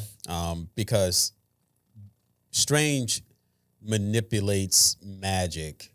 Wanda manipulates probability. I think those two things are.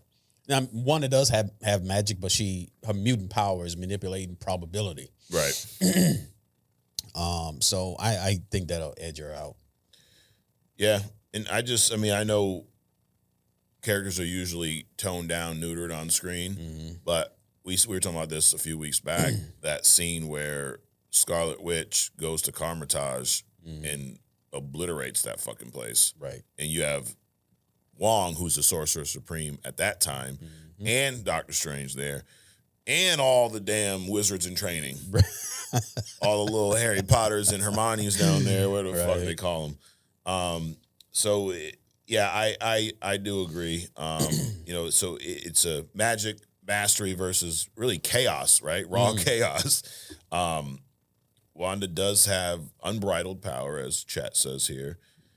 Strange is methodically trained. Wanda's power can surpass most sorcerers if she loses emotional control. Reality warping, too. I mean, that's a whole nother thing that's going to be hard to combat. If Wanda goes full chaos mode, she can overwhelm Strange's structured magic, but if Strange outsmarts her and exploits her emotional Volatility, he could seal. But yeah, I think I'm going to give the edge to Wanda. Yeah. And I think what they're saying, it's kind of what we saw in the movie, right? They kind of outsmart her, but I don't think she's done either. Right. So, sorry, Steven, but it's not your day, bro. Scarlet Witch. So a few people picked Scarlet Witch as their winner. A few people picked Doom. Well, they both can't win, Adrian, because they're fighting next week. So that'll be a good one. Moving on to Tech and Enhanced.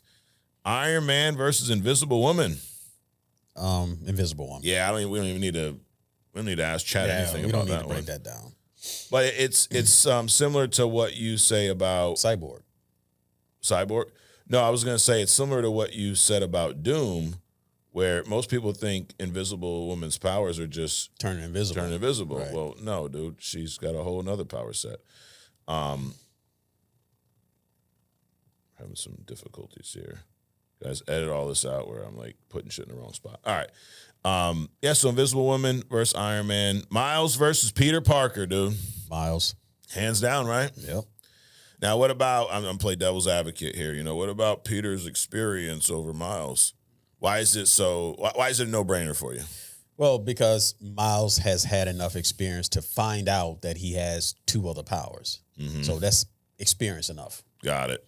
And it's those two other powers really just are going to give him the advantage. Because he can do everything Peter can do. Plus. And then some. Right. And so he's invisible. What's Peter going to do? Can the Spidey sense? He doesn't have like Daredevil radar. Correct. So yeah, he'll know he's around. Right. But he ain't going to be able to see him exactly where he's at. Yeah, but does a spider recognize another spider as a threat? Oh yeah, who knows? He might not even the spider's senses might not even go off. True.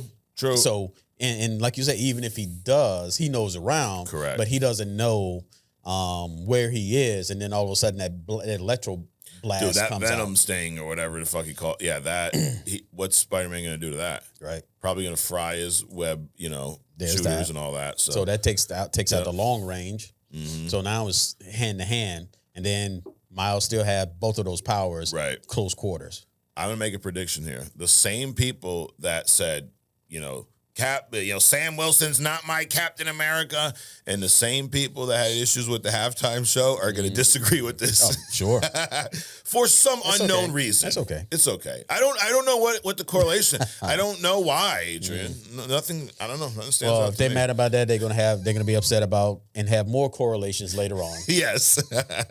Anyways, moving on. So next week, Invisible Woman versus Miles. That'd be a good one. Batman versus Daredevil. Daredevil, everyone says is the Marvel Batman, right? A lot of times. Batman? Yeah. Yep, no-brainer. No-brainer. Why? More experience, more fighting styles, more training, more gear, more gadgets, more. Yeah. Yep. Sorry. It'd be a good fight, though, right?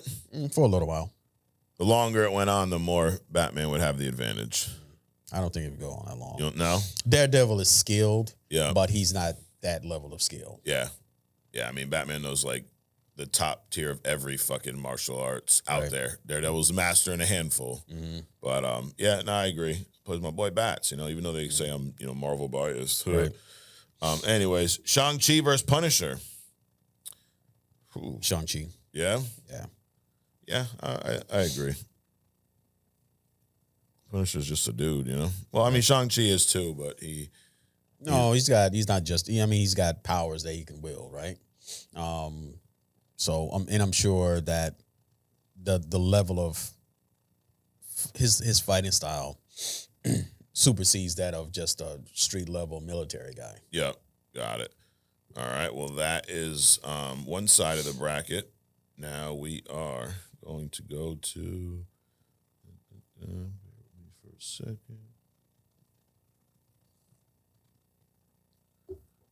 All right, on to the Titans. We got Doomsday versus Apocalypse.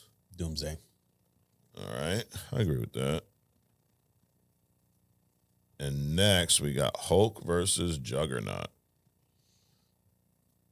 Hulk versus Juggernaut. My gut wants to say Hulk, but let's see. Hulk versus Juggernaut. Because Hulk ultimately Hulk has things like the healing ability that we don't really see a lot of, that Juggernaut doesn't have, right? And we're talking comic Hulk. So this is a couple things about Hulk here. He gains strength as he gets angrier. We've not really seen that in film, right? At least not in the MCU. So he really has no upper limit. Right. Regenerative healing. He can take massive hits. Weakness, if he's calm and reverted back to Banner, he's pretty much done, right? He can be manipulated mentally if his rage blinds him. We've seen some of that. Juggernaut's powered by the Crimson Gen of Sidorak, granting unstoppable momentum. So a lot of his stuff is based on movement. Immense strength and durability. He can't be hurt by most physical attacks once he's moving. His weakness is magic disruptions or remove his helmet, he's fucking done. Can expose him to psychic attacks. If his mystical link is severed, he's depowered. Man. I'm going to go with the Hulk. Hulk? One, I think he can, because that helmet isn't, that's a weak point. Yeah. Because Hulk, first of all, Hulk would, if he got angry enough, he would split the earth in half just to expose or kick him into space. Right. You know, so that's one thing. But I think ultimately he will rip that helmet off. Yeah. And once that's done, then it's over with. Yeah. But if he doesn't do that, like, they're going to be fighting for a minute. Oh, yeah. It's going to be like that, almost that Superman, that animated one you sent me. Yeah. Like, these guys are going to go at it. That's literally the immovable object and unstoppable force. Yeah. So this, it would be a coin flip pretty much. But I think what gives Hulk the edge in the long run is that healing ability, right? And the fact that he has no upper limit to he's got no upper limit. Strength, right? So eventually that helmet's coming off. Right. It may take a while. Maybe that helmet's on so fucking good, dude, that you got to get Hulk to a level of anger that you've never seen. But eventually he's going to get there. I mean, if you can like shove your fist into the ground and split the earth in half, I think the helmet will go at some point. So yeah, I agree. We're gonna go with my man Hulk, your boy Mark Ruffalo. So not that one. No, definitely not that one. He'll be done in like 5 minutes. I was thinking about that today coming in, dude. I mean, it's too bad with what's his face. He would have made, like, especially now, like the perfect Bruce Banner. Oh yeah, Norton, yeah. Yep. We can bring him back. Nah. I think that ship has sailed because he just was too much of a dick. Wolverine versus Lobo. Yeah, unfortunately, our boy Wolverine, he can't hang with Lobo. No, that over there. Sabretooth and Venom. Yeah, why? Well, I agree, but Venom is all kinds of things. Yeah, he's a little transform, create. He literally would just bite his head off too. In that. There's a cool cut scene in the Marvel Spider-Man 2 game. It's based on Kraven's The Last Hunt, but he's hunting Venom and Spider-Man, all shit. And dude, his hunt ended with Venom biting his entire fucking head off, which was pretty cool. Yeah. So next week, Lobo versus Venom. And then moving on to Elemental Energy Manipulators. All right, Magneto versus Iceman. Magneto versus Iceman. I go with Magneto. Yeah. So Magneto, we know, is Holocaust survivor, mutant powers over magnetism. He's a mastery of magnetic fields, can manipulate metals and generate force fields. And he's another one too, where we haven't even seen the full extent of his powers on screen. We see him moving metal, but there's all kinds of shit he can do with force fields and things like that. His weaknesses, non-metallic attacks, large-scale power can tire him out, or using a lot of his power will tire him out. He's not like infinite power, right? Iceman, Bobby Drake. So he's an Omega level. You did him as a hidden gem recently. He's another one too. I think a lot of people think, he just fucking can make ice and shit, but he's Omega level. Oh, absolutely. Which means there's no limit to his power, right? Actually, let me think about that. Continue, but let me think about that. You're gonna ponder this. Yeah. Got you thinking now. Because I'm thinking especially when you just said, Magneto is vulnerable to non-magnetic threats, right? And Bobby is all non-magnetic. Correct. He can literally shiv him with icicles. Yeah. Right. So his weaknesses, confidence issues have held him back to his full potential. Okay. Extreme heat or energy-based attacks can destabilize his form if he isn't focused. Which Magneto can project. He can do, yeah. I mean, also, what if there's like, I mean, you're talking about extreme heat. You got some fucking, I don't know, you got some nuclear plant, right? You take the whole fucking container and throw it. No, but see, one of the things that people don't understand about Magneto's powers is he can manipulate the entire EM spectrum. Okay. You know, light, which you can turn into like lasers. I mean, you can do electricity. So he can do a lot of stuff. So he can kind of create the heat himself. Exactly. Okay. So here's a breakdown of their fight. Magnetism versus cryokinesis. Right? Magneto manipulates metal. Yeah, we know all that. Omega level. They're both Omega level, right? Magneto, he can use the whole environment. I mean, the metal debris, like he could literally lift the fucking ground, right? He can freeze moisture. This is Bobby. He can freeze moisture in the air, even reform Ice's body shadow. Yeah. Let's see. Outcome. If Iceman goes all out Omega and overcomes his mental blocks, he could freeze vast areas or manipulate moisture around Magneto. However, Magneto can shield himself. So this is what you're talking about with all this fucking energy, right? And if he's relentless, he might overwhelm Iceman before he hits peak power. It's a tough battle with a slight edge to whoever strategizes best under pressure. I would say Magneto's going to strategize best under pressure. I would say that too. So because their power essentially is the same with different spectrums, right? They would actually be the perfect opposite adversaries. Yeah. Oh, bless you. Scratch that out. Yeah, guys, cut that out too. Fuck. Whatever. But yeah, because think about it. I mean, Magneto could say you don't see it, but you're sucking in like metal parts in the air, right? He can convert all that stuff. He can solidify that shit in your body. Correct. Well, Bobby can do the same with moisture. Yes. He can solidify, the moisture in the air that's going inside of your lungs. He can freeze your blood inside your body, right? So they pretty much can do the same things. A hell of a fucking fight. Oh yeah. Magneto can manipulate the entire EM field around the planet. Yep. Bobby can manipulate all the moisture around the planet. I mean, it would be a crazy fight, dude. It'd be like Hulk versus Superman. Right. I'm gonna say Magneto. Yeah. Yeah, you agree? Are we flipping on this? This is a hard one, dude. It is. What it boils down to me is strategy, and with that, I agree with you on Magneto. And that's the whole reason I'm going with Magneto. Also, bro, Magnus don't got confidence issues. Right.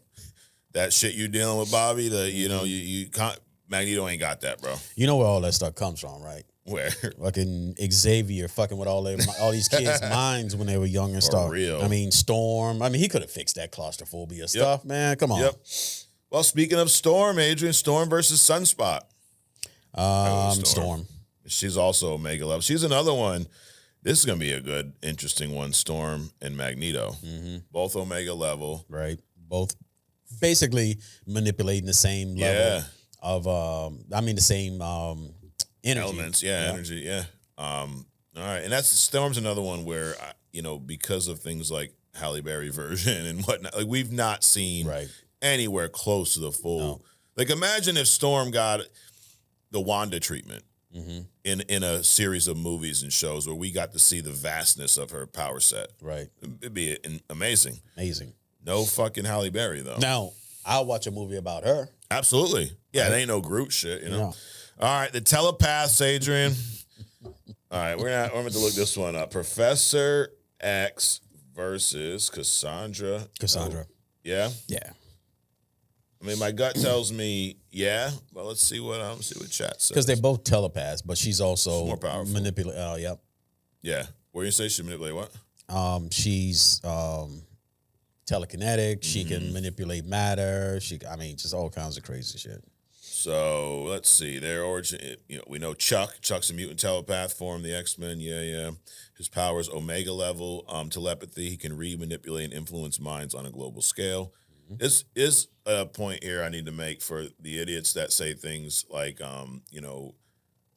Xavier can't control humans, because we did that X-Men destroying the Justice League. Right. And you said, Xavier just put them all to sleep. Right. People were like, well, they're not mutants. Dude, Xavier's powers were never limited to mutants. No. It's like the same thing they say about Rogue. Well, they're not mutants. Yeah, I know, but she can absorb life force. Right. It's not mutant ability, it's life force. One of the things that they even said is that she can absorb, like, say you have an athletic ability. Right. She can absorb that. Correct. From a regular person. Your memories, all kinds of shit. Everything. It's why when it's a human, they're dead. Right. Well, he's an alien. Yeah, but he's still life force. She's drained power from Jean when Jean had the Phoenix. Right. That was an overload, but she can still, just like Xavier can, human, mutant, he's gonna get in there, bro. Right. He's like Diddy. He's getting in there. Anyways, so his weaknesses. He's physically frail. Yeah, I mean, he's in a fucking wheelchair. Mental strain if he overextends his telepathy, and vulnerable to psychic attacks if he's unprepared. Okay.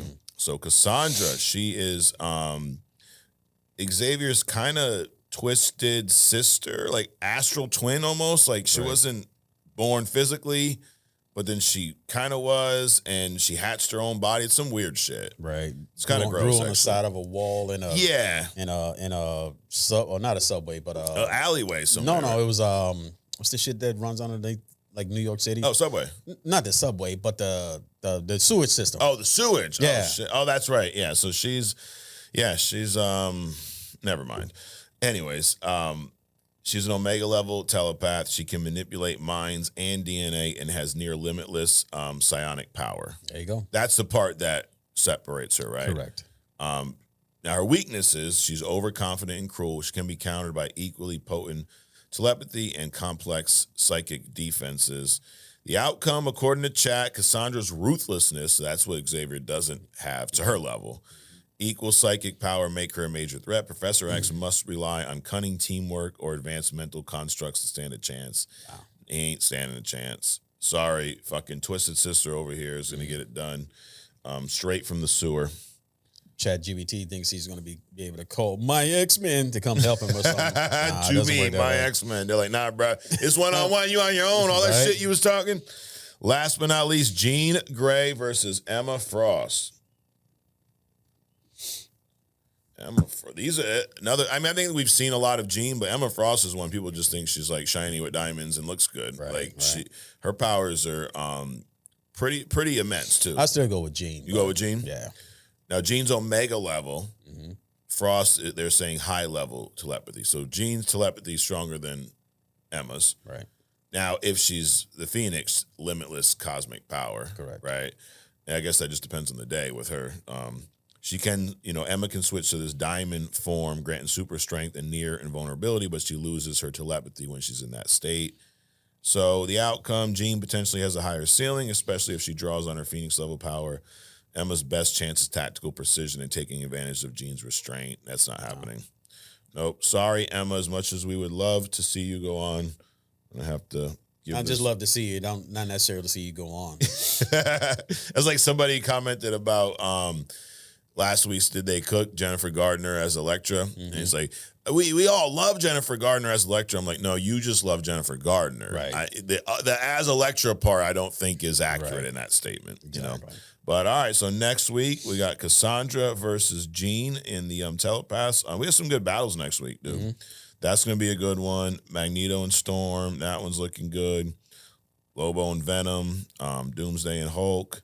So we will find out next week and find out if some of your predictions were accurate. I did say the person, Adrian, that predicts the winner here is going to get a free shirt and hat from Only Comics. So there you go. Well, it ain't free because I got to pay for it, But anyways, that is second round. We're going to jump into We Respond. Then you got a hidden gem and we'll wrap this thing up. So you ready? Let's do it. All right. We Respond. Bro-Man Williams, dude. He was missing last week. No shout out for Bro-Man last week, but he's here. He says, "What's up, Mike and Adrian? Sorry I'm late to the party. I was feeding my pet Bigfoot I captured." Okay, I'm going to get right to it. All right. I was already excited about Doomsday and Secret Wars, but after seeing those concepts, I'm even more excited times 10. Same. Busting nuts all through the galaxies, bro. Okay, all right. Yeah, slow down. And while I'm at it, glad to have lived through 2 iconic heel turns, that being Hogan Bash to the Beach in 96 and John Cena in Elimination Chamber. He says, I never liked John Cena, but I like John fuck them kids Cena. Dude, there was videos, bro, of kids like losing it over this. Like, this is their hero, bro. Right. And he turned bad. He's like, fuck all y'all now, you know? So, but Broman's back. Julian the Jedi says, and Broman's an intern. Shout out to the intern. Or member of the Legion of Interns. Julian the Jedi, I just found this podcast on Spotify this week, and I've fallen in love with it. All right. I've listened to 10 hours in 7 days. That's how you do it right there. Right. We need more people thinking like Julian the Jedi. Thank you for letting me listen on your fun conversations. Keep up the good work. Yes, we are not going anywhere. Dadbot365, okay.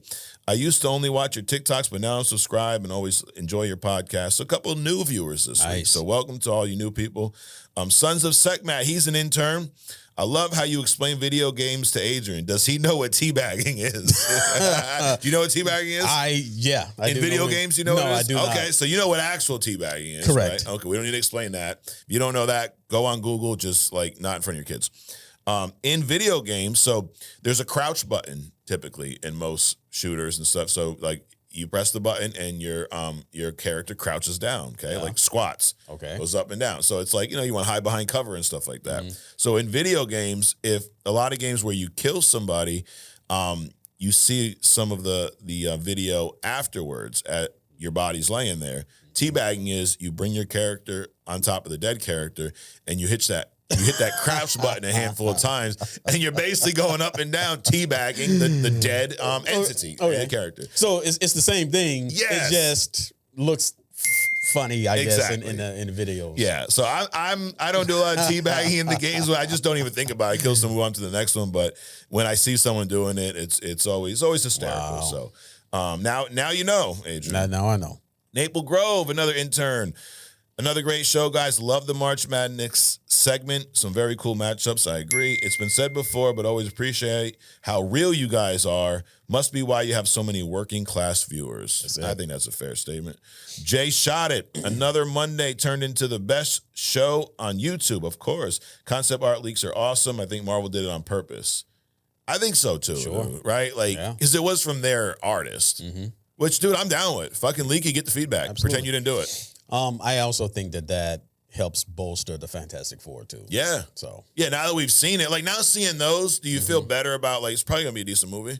At least look wise. I expect it to be a decent movie. You did already anyway. Especially based on like that retro feel and what they're doing with it. But it's still a little concerning to consider it's following the trails of the 3 that came before it. So got it. Okay. We'll see. What do you guys think about them looking similar to the medieval take on Secret Wars 2015? I think it's the perfect story, and now I'm even more excited for it. I agree. We've read both Secret Wars. I like the 2015 one over the older one. Now the artwork, it's kind of hard because you got like the artwork where they had 4 crayons back in the day, and now with the way you can create comics. Oh, well, shit, that's 10 years old now. Right. Feel old, dude. The new Secret Wars is 10 years old.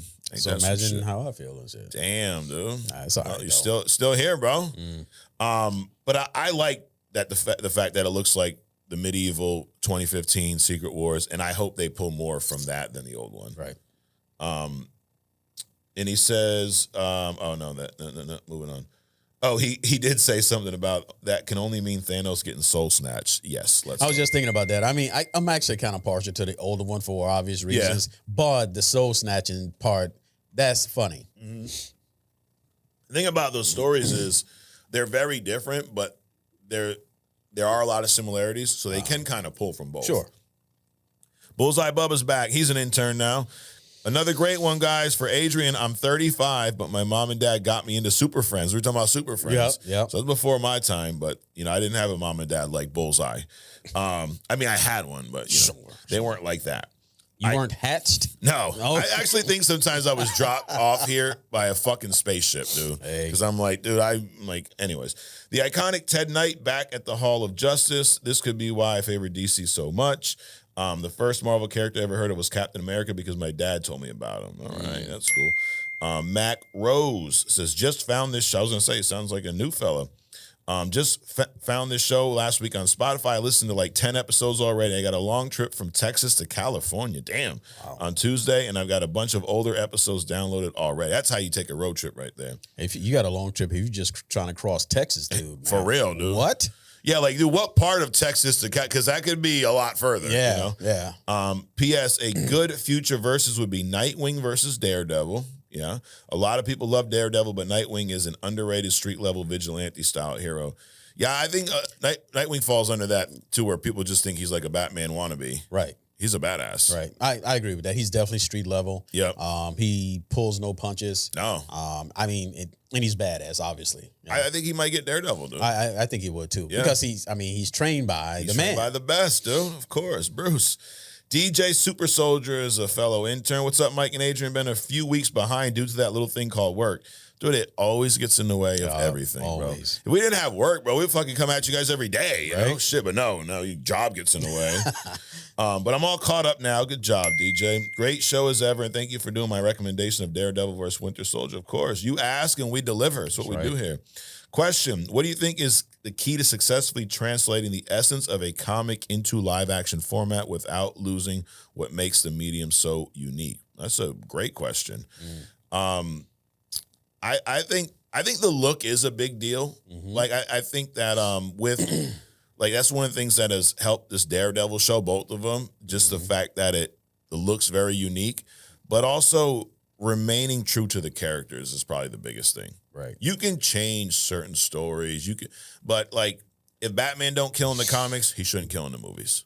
Right? If Tony Stark is a wise ass, playboy, genius, arrogant prick in the comics, he needs to be that in the movies too. Right. I don't like when they take core things that make those characters who they are and tweak them. Right. I was going to say I don't know what the secret sauce is to making that movie, but I know what it is not, and that is not the director interjecting his vision of whatever this character should be. Absolutely. That's a great point too. It's when I think having directors that are fans of the comic is almost a necessity now when you're making these movies. We've lived through that phase of you got to have a Hollywood guy. No, dude. The Russo brothers have made some of the best comic movies in history, and they're diehard fans. Right. You got guys. Now, Nolan did great with his stuff, but his felt more like movies with comic characters in them. Right. And not a knock. I mean, Dark Knight's phenomenal. Yep. But they didn't feel comic book movies. Right. Well, Batman isn't. I mean, if you were to take Batman, right, he could be successful as a comic book character or like a police detective. Well, he is a detective. Right. He could be a street level detective, right? Kind of a character. So he could play either one of those roles. But so him being a comic book character, Nolan, yeah, he did a good job at it. But Batman is kind of a bad example of comic versus a regular street level person. Yeah. And then DJ said his pick for the winner is Magneto. That's it. So, I mean, I can see Magneto making a run in this tournament. Yeah. All right, W. Lee 4790. Hot take that I'd like to hear what you guys think. Marvel not having movie rights to major characters at the start of the MCU, such as Spider-Man, Fantastic Four, and X-Men, has been a blessing in disguise. I feel like if they use all their heavy hitters at the start, the MCU wouldn't have as much left. And he says some other things. Love the word, guys. Well, here's my take on that. I disagree. I think that if it would have, I think the MCU would be even better if they had access to all these characters in the beginning, because that is one thing for me felt odd. Like all these things are going on. Where's the X-Men? Where's the fan? Just because I've read comics, so I'm used to them. Like I'm sure you are. You're used to like you got Daredevil on one page. Oh shit! Look, there's Luke Cage. Oh shit! There's Jessica. Like they may not be major characters in the story, but they cross paths a lot.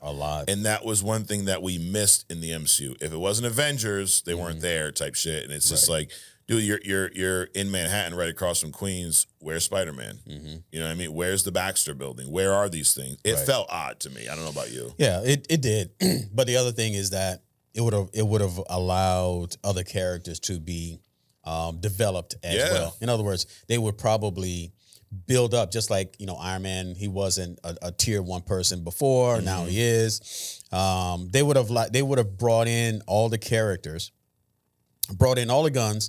develop them because they were already there and present. Right. But then they wouldn't have had to create all these nonsensical things and just continue to bring in the people that we already know that exist. Right. Because if you got Reed Richards, Sue, then you got all of those characters already developed around them. Right. So now we don't have to go and create somebody that didn't even exist before. So I agree with you. We should have had, it would have been better if they were all there first. Yeah, absolutely. And the fact, they're going to run out of stories, dude. There's so many stories. They would never run out, dude. I mean, there's almost 100 years on some of these characters. Right. And you don't have to duplicate every story that's come out in the comics. Right. You can, like you say, stay true to the character. Yep. And you can change the story to whatever you want. Yep. You're wearing the Captain America stuff. Chris Evans, Captain America, they made tweaks to his story. Sure. But that character that you see on screen is Captain America. Correct. What he stands for, what he does and what he will and won't do, that's true to who that character was in the comics. Sure.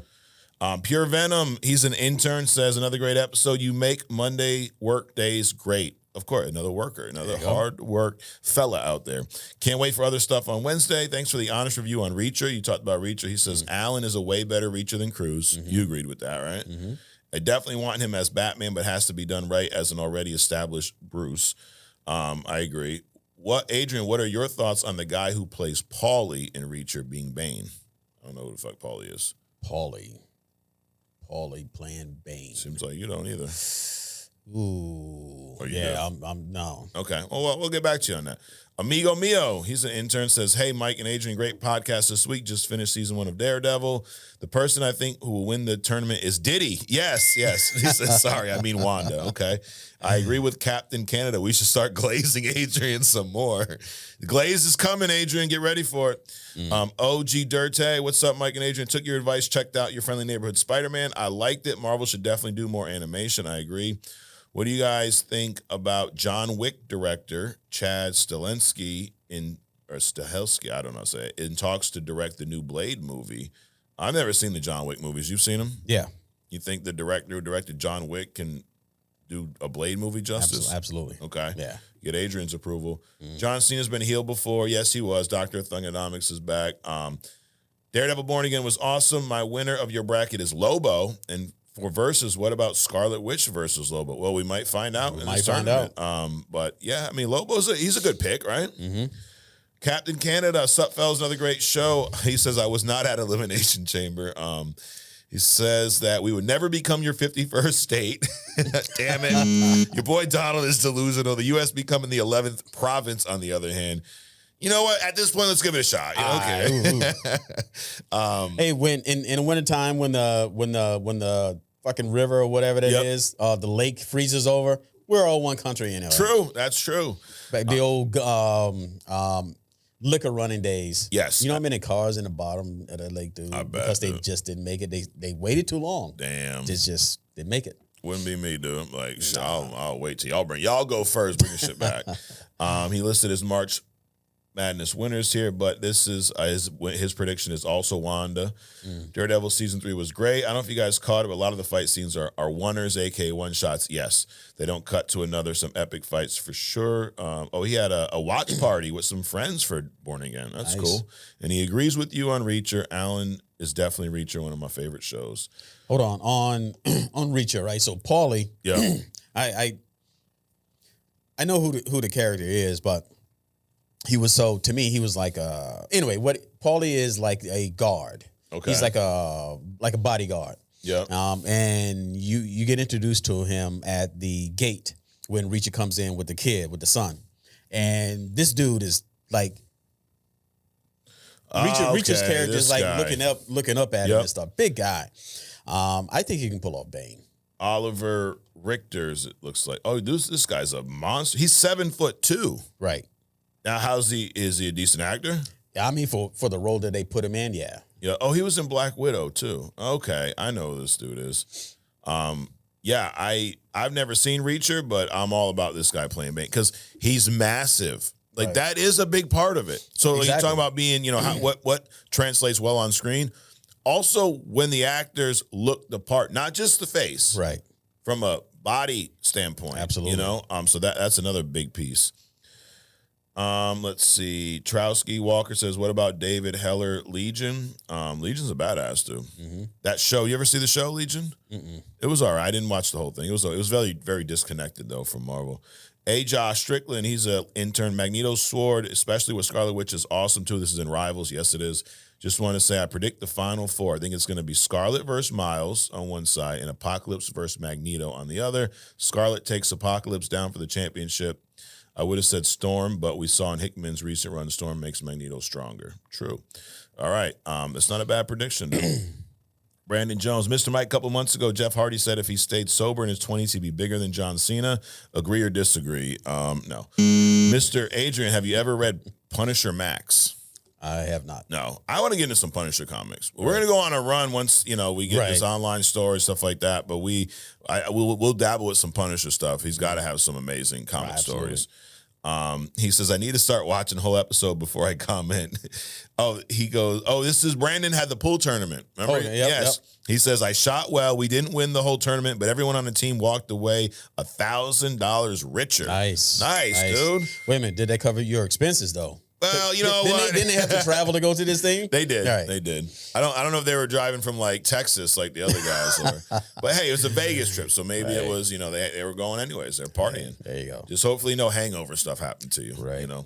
Now wrapping up with some Spotify comments. Scott Bogdan says, absolutely watched the Super Friends, loved it. It's a bit outdated. Yes, bite-sized stories for kids was fun in the late 70s, early 80s. By 90s, the animation was more about episodic shows with long season arcs. Yes. Have you watched Young Justice? I've not seen it. Have you seen Young Justice? I have. Yeah, yep. You like it? Yep. Until they race swapped the Kryptonians. Oh, they did. Of course, dude. Never fails.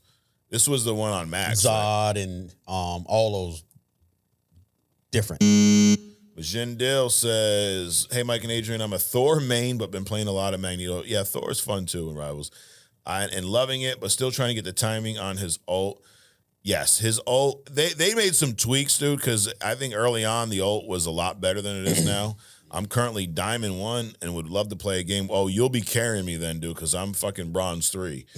And I got to go with Superman for the dub. Oh, Superman for the... No, come on. I don't even... No, Superman ain't winning everything. Anyways, OG Dirte, I'm picking Lobo. Yeah, he's on both. Dan Cavalcanti. Oh, like Cavill. Maybe it's his uncle. With you wanting to see the Swamp Thing show that was pushed back, yes. Would you go back and watch the one they already made? I don't know, dude. That shit's old. It is, but Adrian Barbeau doesn't get old. No. Well, she does, but true, but not in there. Yeah. I mean, I'll check it out. I feel like it was a good start to the Reeves universe, but it got canceled. Yes. Cam, I'm Mike and Adrian, first time commenting, but I had to step in when I heard comics are for an older demographic. I got into comics around my early 20s, okay? However, love the show, love the hidden gem, and I would recommend Elektra Assassin if you can find it anyway. Russell Dow is going with Scarlet Witch for the tourney. Her reality manipulation is just insane. Yep. C's just went to my first comic book store, picked a new line called One World Under Doom. I would recommend it. First issue was fire, and then Bryson says I'm going to go with Ghost Rider. So, dude, C's, you just went to your first comic book store. I'm curious because there's comic book stores everywhere, right? They're all kind of mom and pop based. You go to comic book stores. Well, there's a bunch of stores that have comic in their name, book in their name. Correct. So, and those are not comic book stores. And those are not comic book stores. But actual, there's a lot of mom and pop type shops, right? Some really tiny hole in the wall type joints, and there's some massive ones. Right. You go to comic book stores frequently or no, not frequently. What would get you to go to a store? It would have to be an event surrounding one of my favorite characters. Okay. That would get me there. Also, just like I don't watch sports, but I go to a sports bar to be around that energy. You know what I'm saying? So I go in with some friends or whatever, some fellow comic book readers, just to be in that energy. So gotcha. Okay. I do. I mean, here and there, I have some collections. I have a collection I'm building out. I like to collect the individual issues of some of my favorite stories, like graphic novels. So for example, The Long Halloween. We've read that here, reviewed it. It's a graphic novel. Right. But when it was originally released, it was released as a monthly comic. So there's 13 individual issues. That's when I'm collecting. So I like to get the originals. I don't like to get the reprints. Okay. So if I'm anywhere, there's a comic book store, I'm going to pop in, pull up my comic app, see which ones I'm missing, and if they have any of them, I'm going to buy them. Sure. I do that for a handful of Batman stories right now, and I want to do that for some of my favorite stories, House of M, things of that nature. So those will get me. Also, if I'm traveling and there's a comic book store near me, I like to check it out. Sure. And there's people who go for all, some people that go just to buy Pokemon cards or dig through their dollar comics. So if y'all are, I hope y'all are watching, because if not, it's just me and you. But those of you that are watching, let us know, sound off in the comments, what do you go to a comic book store? What do you look for in a comic store? Obviously, I don't go there for fucking pop vinyls and vinyl records and Newberry comics. Take the comics out of your fucking name. Anyways, moving on. That's We Respond with a little extra commentary from myself. Adrian, Hidden Gem, what do we have this week? All right, so this week, I'm going to make it fast. So this is another one of those true hidden gems where I like on the Blue Marvel level hidden gem, right?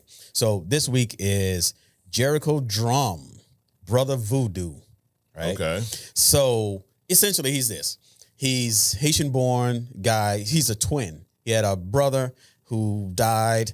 His brother practiced voodoo in Haiti while Jericho went off to America, became a psychologist. He got a degree in psychology. And that's important because there's a parallel here, right? Okay. Got his degree in psychology, but basically this guy is a black Doctor Strange. Okay. So he has, as a matter of fact, Doctor Strange, when Doctor Strange fell out of being the, whatever you call him, the Sorcerer Supreme, yep. Jericho took over. So he's another one that took over, has enough magic power to be the Sorcerer Supreme. Moved around a lot, so that's the other parallel. They're both doctors per se, right? They have enough magical power to to be the Sorcerer Supreme.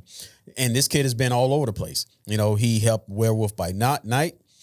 He teamed up with the Thing from the Fantastic Four, Moon Knight, obviously Doctor Strange, Daredevil, Johnny the Ghost Rider, Blade, Iron Fist, Luke Cage, Black Panther.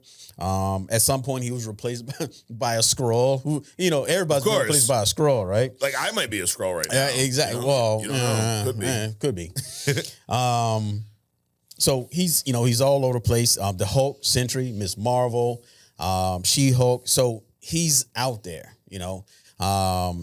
He has the Eye of Agamotto, which gives him Doctor Strange level powers. But I bring this up because this is one of those things where, okay, we can stop the race swapping, right? We have enough people. Just dig into, if I'm finding them, more certainly other people can find them. Bring those people out instead of doing this race swapping shit, right? Dr. Doom, and entanglements with him.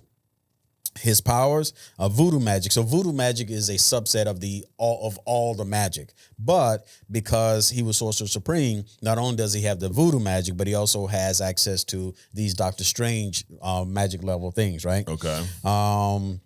So necromancy. So basically, to contact, commune with, and manipulate the spirits of the dead.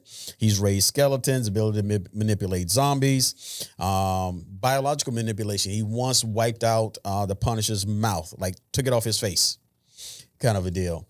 Fire immunity. So he's immune to scorching fire. He can also create it. Now, he can't create. He can control it. He can't create it. So basically, he could extinguish Johnny Storm's, flame on power. Not Nova's, but Johnny Storm's. Okay. Smoke manipulation, which he uses like Batman to conceal himself, his in and outs. He can soul manipulation. He can swap people's souls. He can put up a barrier around you to prevent your soul from coming back into your body. He sent Deadpool's spirit to the astral plane so he can move your soul, kind of a deal. Enhanced strength so his brother is dead, but he's a spirit. And sometimes, so his brother is with him regardless. Yeah. and he can bring his brother's soul into his body to enhance his strength and other things. Obviously, he can do spell casting. So, astral projection and possession. He's able to project his astral projection even when he's unconscious. Binding. He's able to bind, immobilize, and stop his target from moving. So, in other words, he can.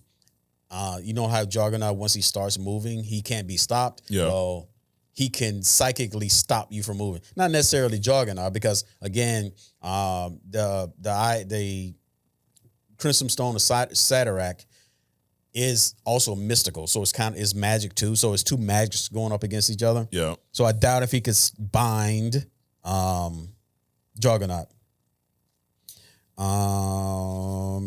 Air manipulation. He can manipulate and generate air. So like one time Wanda, she was in space. He was able to provide air to her while she was in space. Energy resistance. He can withstand various forms of energy attacks. He can project magical blasts that can stagger even up to the Ghost Rider. He can create force fields. He can, with the cloak of levitation, when the strange thing, he can fly.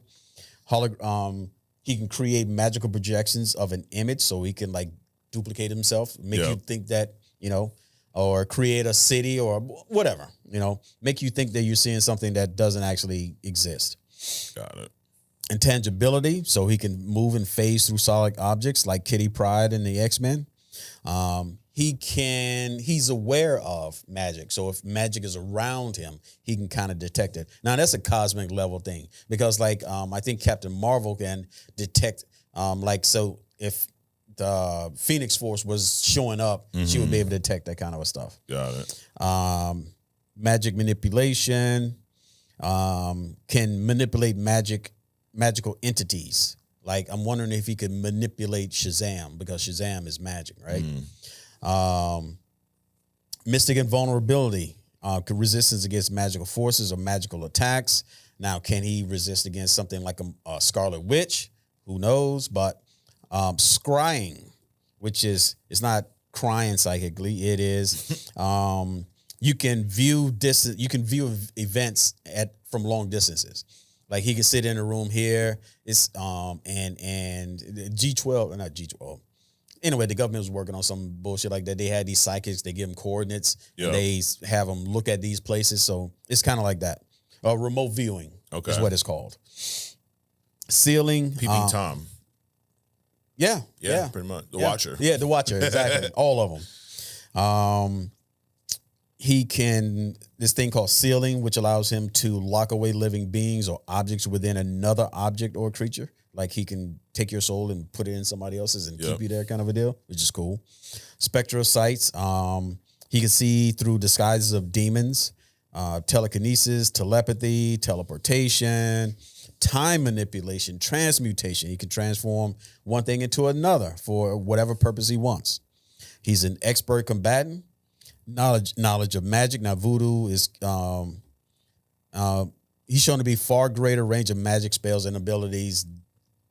So they're saying that voodoo is a subset of magic, but in some cases he has because he tutored under Strange, but I think he's also excelled Strange. So the student outgrows the teacher, kind of a deal.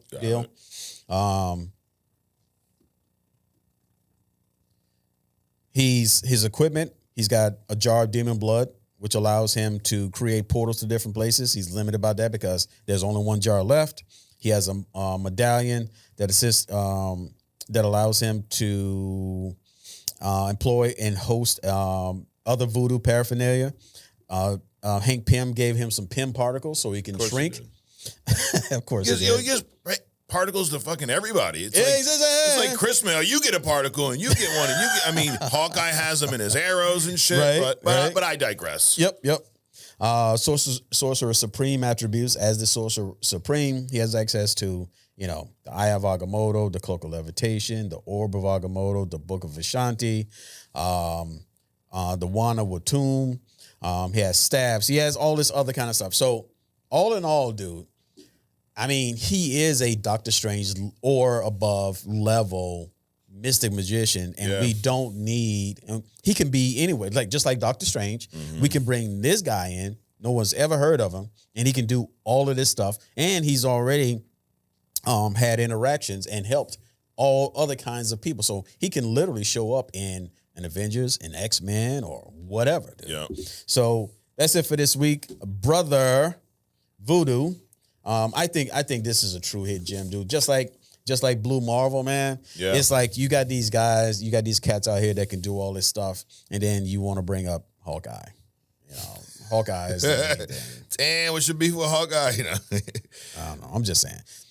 Now he was the Sci-Fi Channel. They did a live action show with this guy. Or they had a pilot called Brother Voodoo, but I guess it never developed into a show. Nothing came after. So that's the closest we've ever got to see. Right. We obviously didn't see it. Right. He's been in some video games and stuff, but really not a lot outside of comics. Right.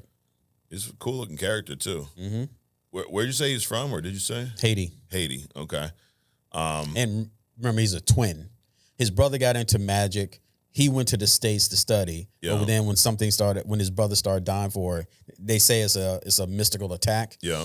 He went back to Haiti, and then he took over and then developed from there. Okay. Oh, and his brother becomes Dr. Voodoo or Jack-O-Lantern, supervillain.